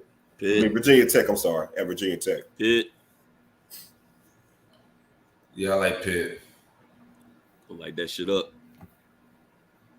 Just an interesting one. We got NC State at Boston College. Both of these teams are 4-1. This is a big game in there. Man, it's at Boston College. Yeah. What time that game at? Probably night, right? 7:30. Oh, man. Boston College. Yeah, I was about to say Boston College, me, bro. Yeah, I'm gonna go BC also with that one. Oh man, I love when they start gang banging on y'all, dog. That was crazy. Throwing the setup, man. That was my favorite game, bro. Y'all was fighting on the sidelines. The boys had that was Jimbo's last year, man. The boys had the bandanas on. I was like, yeah. And it's crazy. Every time they still just for that ran bandana game, we get our ass whooped. I'm glad it's not this year. BYU at Baylor. I like Baylor coach, so I'm gonna go Baylor. What's his name? He's Aranda. Aranda. Yeah. Fuck it, I'm gonna go against the limb, man. Give me BYU. Fuck it. Yeah, give me Baylor. You've been picking them light too much. I'm gonna go against the limb. All right, let's transition to some NFL talk. Y'all, we got one picks. What we got? Yeah, let's do Florida picks real quick. It'll be fun. Then we'll do a little NFL. Let's see. Throw your Florida picks in. Got Emory. That's already in there. It's Emory. Did we do Kentucky and Georgia? Yeah, we got to do Kentucky and Georgia. That's right. Do that real quick. Yeah, last one. That spread is concerning on that. Let's do spread on that one. Then, crazy. We gotta do spread on that one because it's a pretty 23.5. Yeah. We gotta do spread on that one. Yeah, that's tough. I'm probably go lean towards Kentucky, man. All right. That spread is crazy. I think Kentucky covers that shit. Okay. Y'all know the vibes over here. Go Dogs, y'all. Yeah, they routed like that. We smacking that shit, boy. Man, I don't know. They been beating the fuck out of everybody. Now he French. They been beating the fuck out of everybody. So I do that shit. Kind of got me concerning. Man, you know my man. All my family around here, Georgia, man. I love y'all. Hey, thank y'all for tuning in too, bro. We smacking that shit. Yeah, man. Give me give me Kentucky. Yeah, cover. We in Florida. We know how to take care of Wildcats. This man here. This is embarrassing. And not for me. Yo, they ain't my rival. They ain't my rival. They're not my rival. Yeah, I'm just not gonna be saying we about another college team. It's like crazy. I know. I wouldn't if I was you either. You know. But I'm having fun with it. It's because it's your rival is why I'm doing it. Otherwise, I don't give a shit. All right, so we got let's see. I lose twice though. It's crazy. Yeah, nah, I ain't. All right. So we got Emory, 207.5 pass yards. Over under. I'm gonna go over. 60.5 rushing yards. We'll just do the pass. What kind? Because we don't gotta do each single one. We'll do. We'll just do the pass yards for him. What you got? Over under 207. I'll take the over. That secondary depleted. He should get over that. I'll take the over. I like it. What you got, CJ? Got Pierce 52.5 rushing yards. Wait. What you got for Emory? Oh no, my bad. I think Emory. How much he's going to play? I guess I think he'll get over 207. Yeah. All right. So we all got that. All right. So then Pierce 52.5. I'm gonna go under. I think he'll rip off a 20-yarder and then like a 16-yarder, and then Dan will sit him. He gets time to get some rest. Yeah, he'll be like, "Hey, you're doing too much." All right, so I'm gonna go. Game. Yeah, I'm gonna go under. He got 2-some on the year, right? He got 2-some on the year, so I'm gonna go under. All right, and then we'll do Copeland 3.5 receptions. Over. I'll go over that. I'll take over. He'll get 4 catches. Yeah, give me over on that one as well. All right. Yeah, all of those. I might go bet all that shit right there. That shit. Hey, that's I'm about to say. I'm about to look at that game. I think I like all those picks right there. So I'm definitely bet on that. Yeah, y'all be sure, man. It's fun, man. It's a really fun way to watch games on Saturdays and Sundays. And like they said, we got all other sports in there as well. So use promo code RollUp, get that 100%. All right, what we got? We'll do a little NFL. Let's do some NFL talk. A little NFL talk. Before I get to the NFL talk, I do want to give a shout out to my man Chris. New partnership we're gonna have going. He dropped. If you're not familiar with Chris from the Chris Show on our platform, he launched a clothing line called No Idols, which offers fashionable streetwear clothes for men. A lot of fly stuff. Check out his website. It's noidols.com. Also on Instagram. It's noidolapparel.com. And it's No Idol Apparel on Instagram as well. Some really dope clothes. Shout out to my man Chris. If you haven't checked out his podcast, really dope stuff. Young brother out in Vegas doing his thing. He's going to be sending all of us some merch, some clothes for y'all boys to model. Oh, yeah, definitely. Appreciate that, Chris. Chris, he pulling up for the Classic weekend. Yeah, he coming out here to hang out Classic weekend. First time in the Classic himself. Me too. So we gotta have a good time. Oh yeah, we finna hang out a little bit. Yeah, no doubt. All right, NFL talk. Shenanigans. Gruden didn't want to be outdone by Urban. Yeah, that's crazy. He's like, you think you got something? That bitch say, what do y'all think though, bro? I think this is wild. This is a wild shit. So it's like my thing is like, how the fuck you put that if you go talk like that, at least you gotta be face to face with a motherfucker to get those damn words across. It's nowhere in hell. You gotta have some big ass fucking balls to put that shit on fucking Outlook. They just showing Gruden shit. I want to see what everybody's saying. No, everybody's saying some wild ass shit. Why they just airing Gruden out in this whole email trail? Let me see the whole shit. The whole conversation. Yeah, you already know why they airing them out, man. The people in power want that motherfucker out for whatever reason. The owners run the whole damn league. Right. Which Bro, is you crazy. the conspiracy theory king, bro. That's my bag. It's not a conspiracy theory. It's like life, bro. Well, no, but okay, no, but I'm just saying. That is my bag, though. It is your bag. Because I'm about to say, well, why would they protect everybody else? John didn't really do nothing egregious to anybody else. So if other people said stuff, I think they would have something else to say. I'm not saying they won't. But I don't see like a conversation like going along, and then he said some wild shit like that, and then everybody gets back to business as usual. I'd be like, In other news, what time is practice? Right, exactly. If he drops like a weird like F-bomb in the email, I'm like, yeah. So, anyways, and he got picked. Then he called Michael a queer like Michael Sam or something like that. Man, he went. Listen, you don't put that stuff. Like I said, if you want to go off the deep end and talk some shit, right? You say that shit, but you don't put that shit. What paper trail? Bro. The thing was crazy because what Larry was saying one thing, but we know the culture of football, especially at that time. He wasn't the only one getting that type of shit off. Nah, hell no. That was the culture of football. We just looking back from these eyes. It's 10 years ago. Back then, that was the culture of shit. What's crazy is he got an openly gay player on his team now who's a good real football player too. And then it was a picture floating around with Nesbitt and Gruden and people, you know, putting their thoughts and meanings together, saying like what kind of wild shit, kind of thoughts going through Gruden's head at this point in time when he was hugging Nesbitt. But I mean, he could have evolved too. That's the other thing.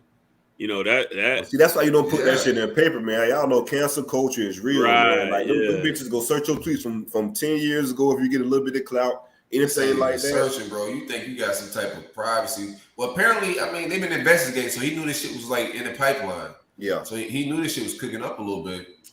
Man, I said, come on, bro. I said that shit 10 years ago, dog. God damn. What'd I do to you? Word up, man. Like that, I mean, I'm not excusing his behavior. I just think it's crazy that where did this come from out of the blue?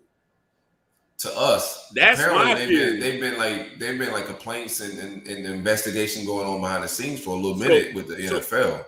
But this is new to us. So then then this can't all be old behavior. It can't be. Because nobody would care that much to go back 10 years and look at emails. It has to be something he's doing now is upsetting the people. Somebody want to get his ass out of there. Right. Something he is doing now is upsetting the people. And it was like, all right, I got something for your ass. And they pull this stuff up. So what it is he probably did evolve to understand I can only say these things. I can't write them. But what he failed to realize is, depending on where you work at, emails are forever. The company that I have to do my day job for, they smart. They'll self-destruct after like 90 days. They don't leave they don't leave no trail on this, at least on our end. They probably got it on their end. Oh, yeah, they got that shit. Yeah, they got it somewhere, but yeah. It's clearing it works for them. The cloud. Right. Yeah, clearing the cloud. That's all. Yeah, if they need it, they can pull that up. But yeah. If it works the other way, that was nuts, man, when I saw all that stuff. Because the first thing they said was like, oh, he's got to live as big as Michelin tires. And, he gave like a nice little spin answer. What is that joke, though? What do you think the joke was with the Michelin tires? He said that he was saying at that time, anybody that was a liar had rubber lips.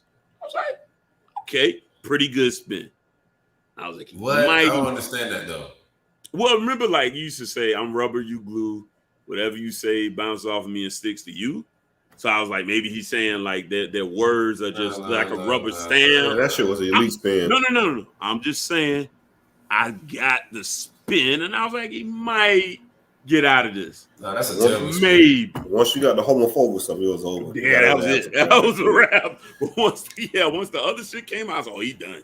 He's done. They ain't they ain't fucking around with that. You know that's how I go nowadays.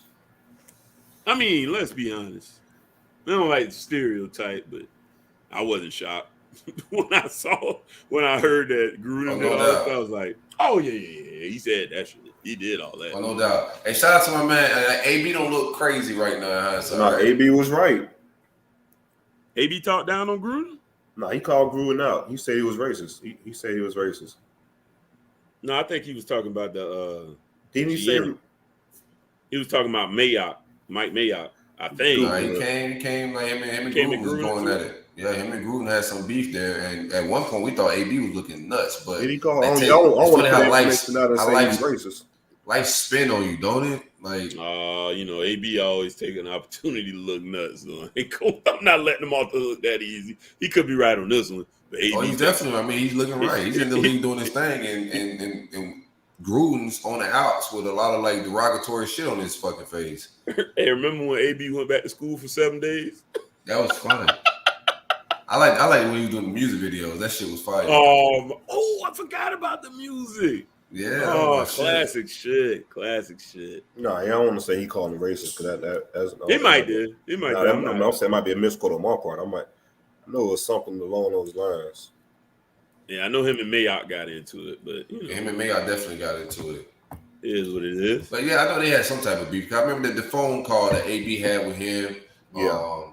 Aired he was like, just come play ball or something like that. You're right. There was something there, but I don't remember. I just felt like the minute AB went there. AB was with some shenanigans himself too now. He was on some shit. Well, I think he did the shenanigans to get traded out of Pittsburgh, and then Pittsburgh goes, we'll show you. We're going to trade you to Oakland where wide receivers go to die.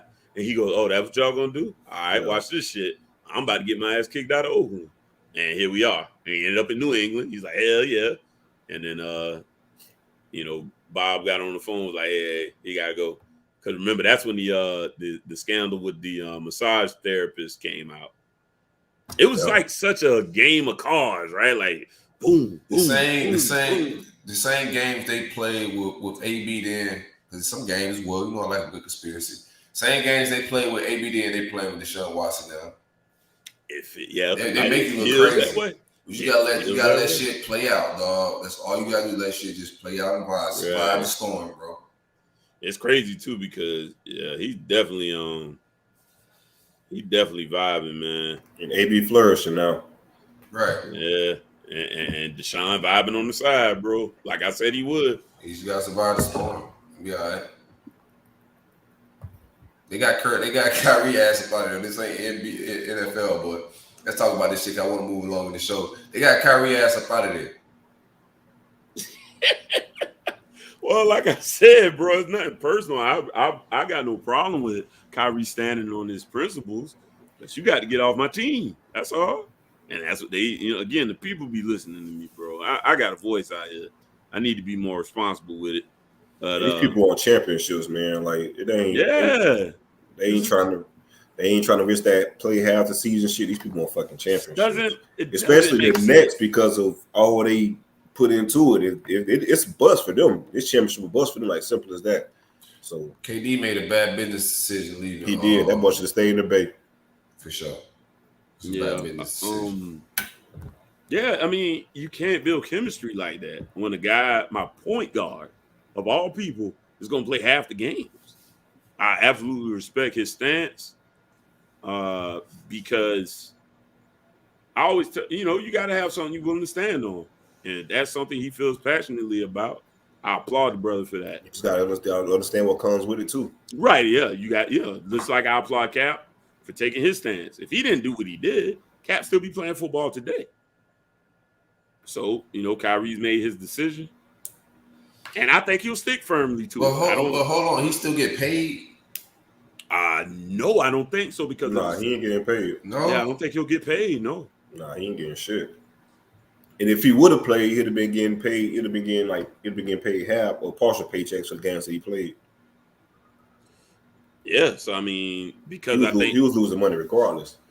Yeah, I think it's interesting. It's gonna be interesting to see where his career goes from here. Because obviously he's still a commodity and wants to play, but this vaccine is what it is, and he don't want to take it. Is this his retirement? You know what I'm saying? This may be the end.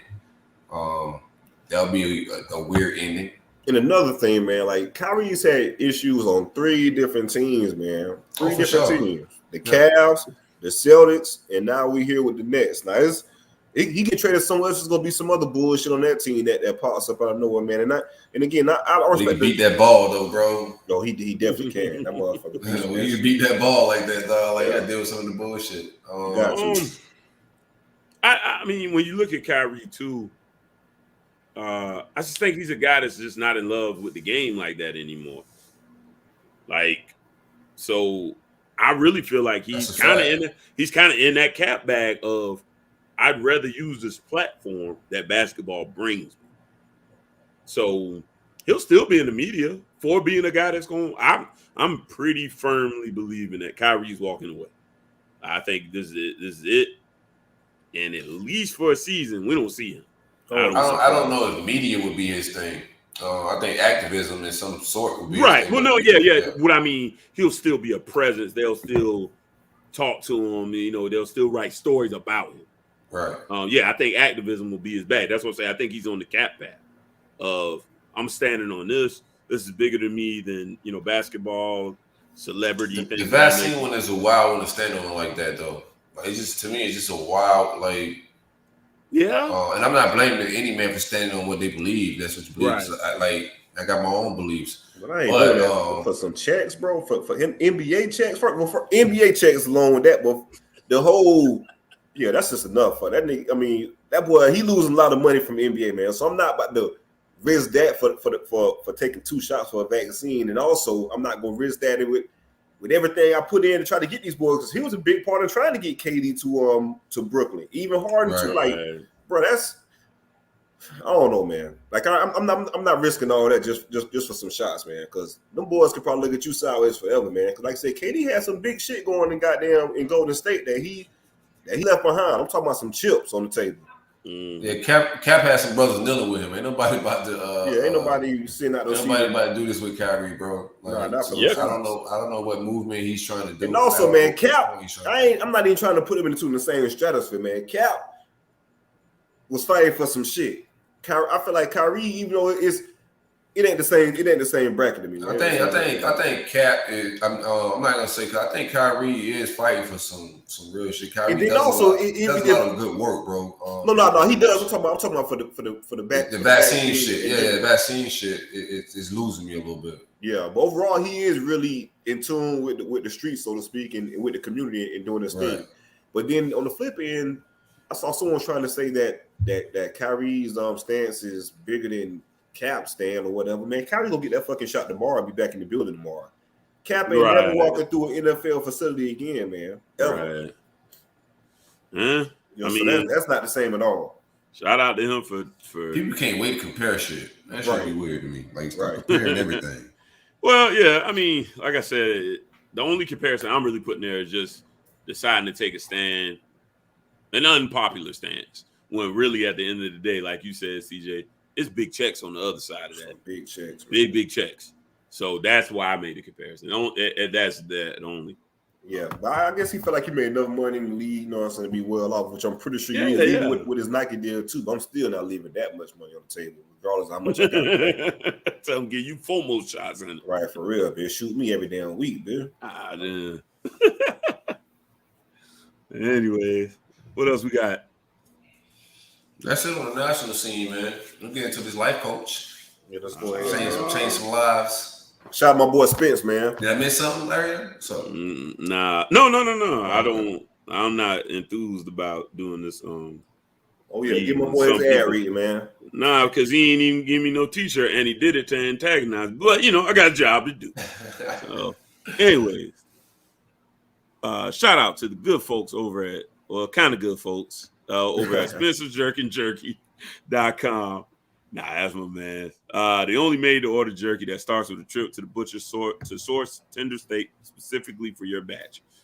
Marinate it for 24 hours in freshly crafted marinades using only locally sourced produce and all natural ingredients with no added sugars. The 5 staple flavors include original Old Bay, habanero burbo, mandarin jalapeno, and of course lemon pepper. Oh, my boy. All right. You can get worldwide shipping from Spencer'sJerkyandJerky.com. We can get you deliveries anywhere from Toronto to Tampa Bay. All day. Use exclusive promo code Big Meat for 10% off your order from Spencer'sJerkyandJerky.com. Check my man out over there. Great jerky. Great sauce. I don't know if he's still. You got the salsa right now? I don't know if he got the salsa coming. I got him coming. He can come on the show in a little bit. Right, did he send you some beef jerky out there as well, CJ? Nah, man, spend shit. I want some of that too. If you got some of that jerky, man. My Man, family love that shit. They sent a shirt to have you advertise and meat you haven't tasted yet. That's crazy. Whoa. Meat. I ain't taking no meat. I accidentally wore that shirt to my son's school one day. Didn't know why everybody looked at me. I got home. I was like, that's why everybody looked at me weird. What no Yeah, man, accident, dog? It was, I got to wear this a certain place. I got to be careful what I wear. Nah, you did that. It was kismet. The universe said, wear this shirt. Let them smell your cologne a little bit out here. Yeah, you see it. Big Meat in the building. Right. All right, what we got? Ladies tread lightly. I ain't get the question. You got the question, right? Yeah, I got the question. Nah. I was trying to wait on my man Spence, but let's get into it. Love your show. I do have a life coach question. So my wife went through my phone. Oh shit! While I was sleeping. Fuck. Right. Oh my God! Let's buckle up. Yeah. That's like it's those type of vibes. So I got plenty of advice for this shit, bro. First of all, a question I had, like, how did she get in it? Right? A1. But anyway, go ahead. But that's a whole nother life coach question. My wife went through my phone while I was sleeping and saw some new and old message. I don't know what that means. I'm just reading what he wrote. All right. The new message from a girl I used to fool around with way before my wife and me. What? Way before my wife and me called each other boyfriend or best for I don't know what the hell this nigga saying. Hold on. The new message was from a girl I used to fool around with before my wife, and we call each other BF for best friend. This nigga need commas. Okay. Right, man. I hate that shit though, man. Let me tell you something. Get your cadence now. Hold on. Before you get any further, I tell you why you got life problems. This shit right here, man, you can't even write a letter appropriately. This is why you got problems. She probably read the text wild because you didn't have no commas. Right, for real. That shit you probably ain't mean shit. All right. She probably couldn't understand what the fuck you was texting because of the commas, man. You might be good. Yeah, you just gotta roll your commas. That's all. All right, but we're gonna finish the question. So he invited her over. He said, I invited her over to me and my wife's house for Friendsgiving. Shout out to Friendsgiving. I like how you played that.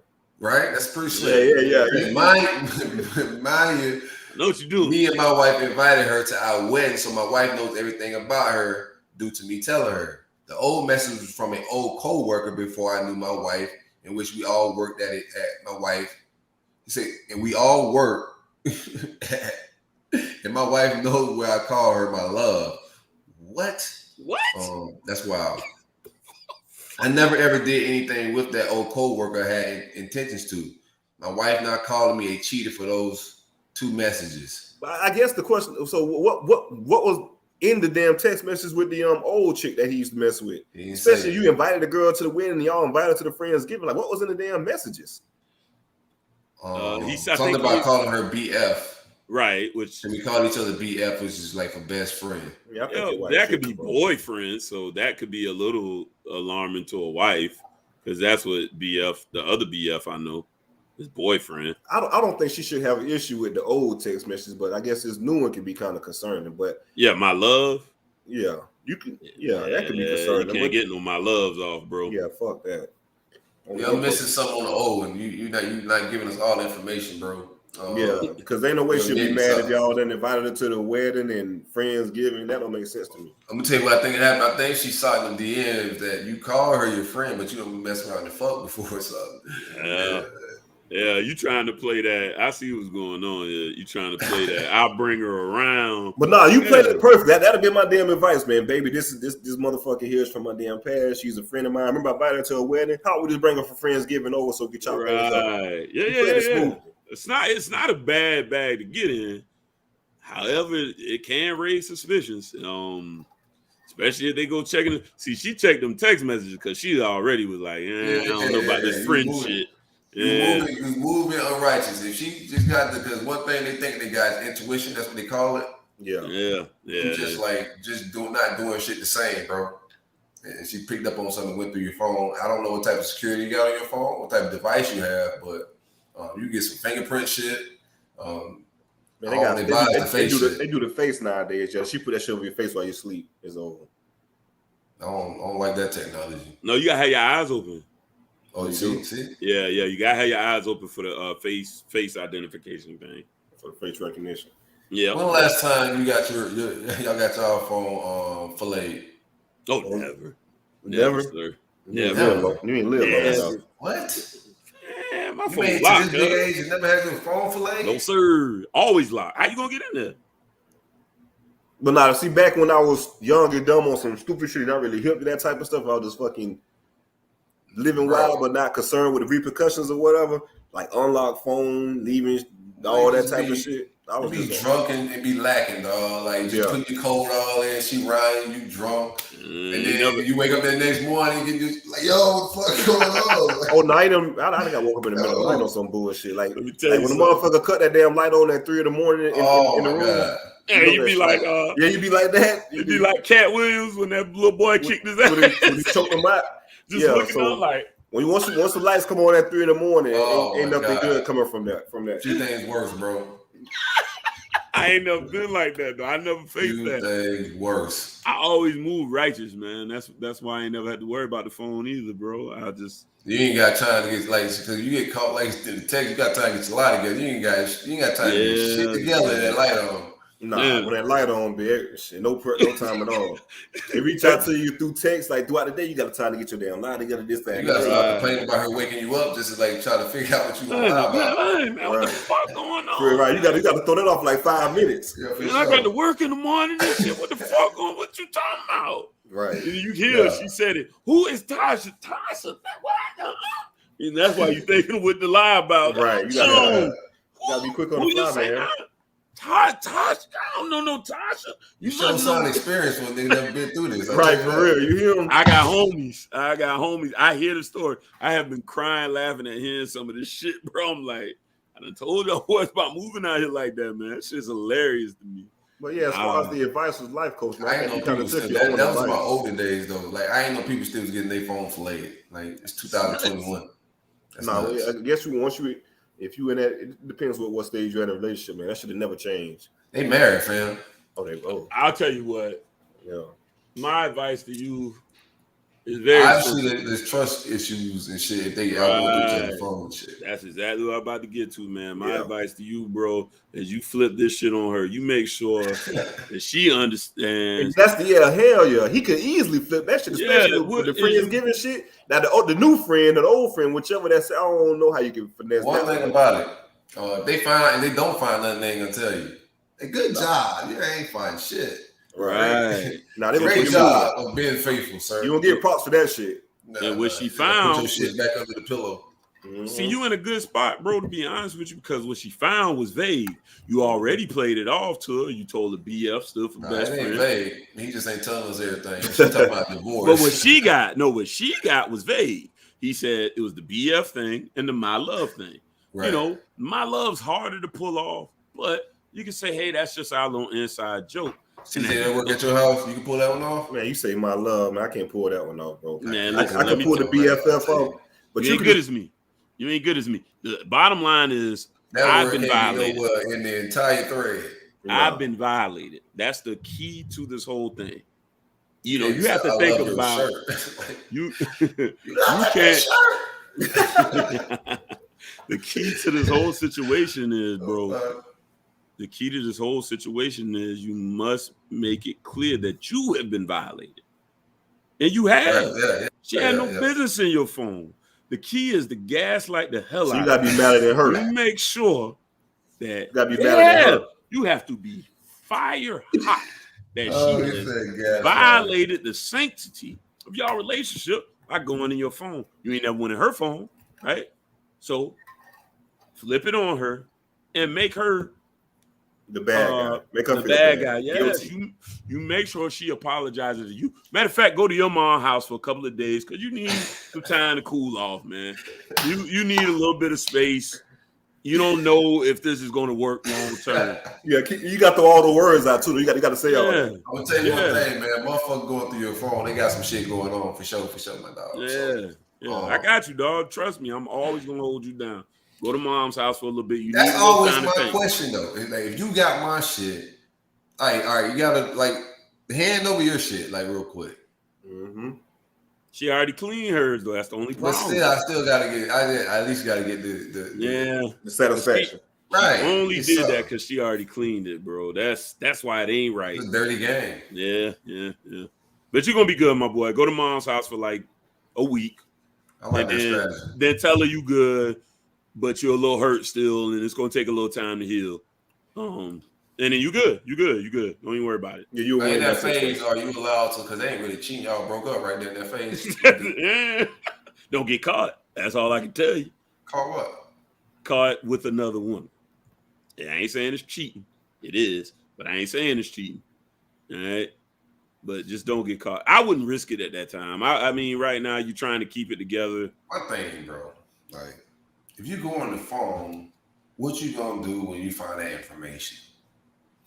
You just gonna tear up our household? We gonna argue for a few weeks and then shit get back to normal? You gonna fucking leave? Like, what is your end all be all goal of going through the phone? You're gonna be right here. That's why I say don't even stress it, cuz. So why even put yourself through the damn heartache? Right. If she really was gonna leave, bruh, she'd be gone. You know what I'm saying? They talk all that good game, but at the end of the day, she'll be there. You know what I mean? Like I said, I ain't giving you no advice on this, bro. It's your life. Don't listen to Larry and hype you up. I'm the guy.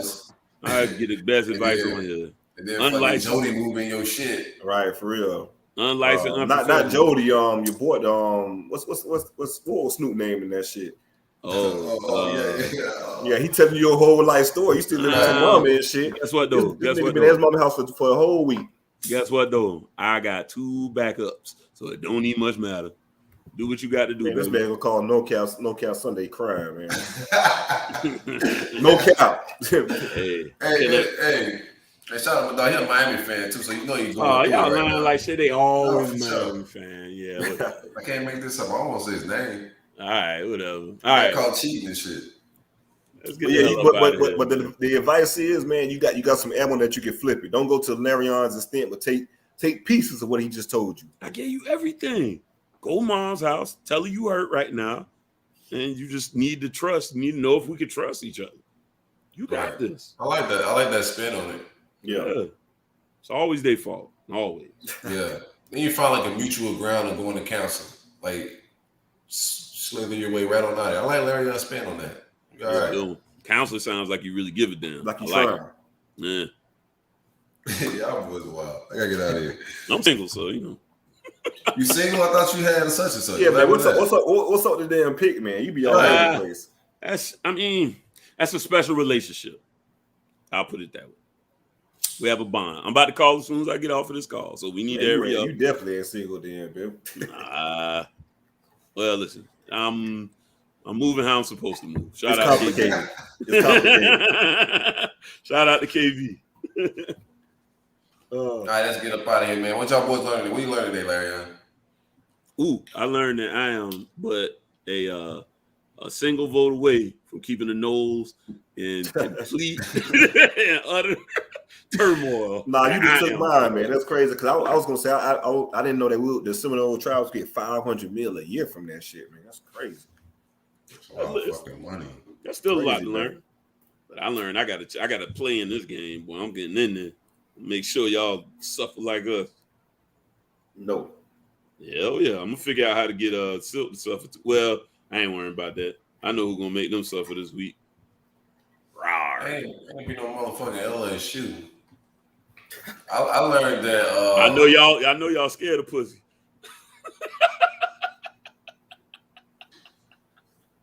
It's time to go, bro.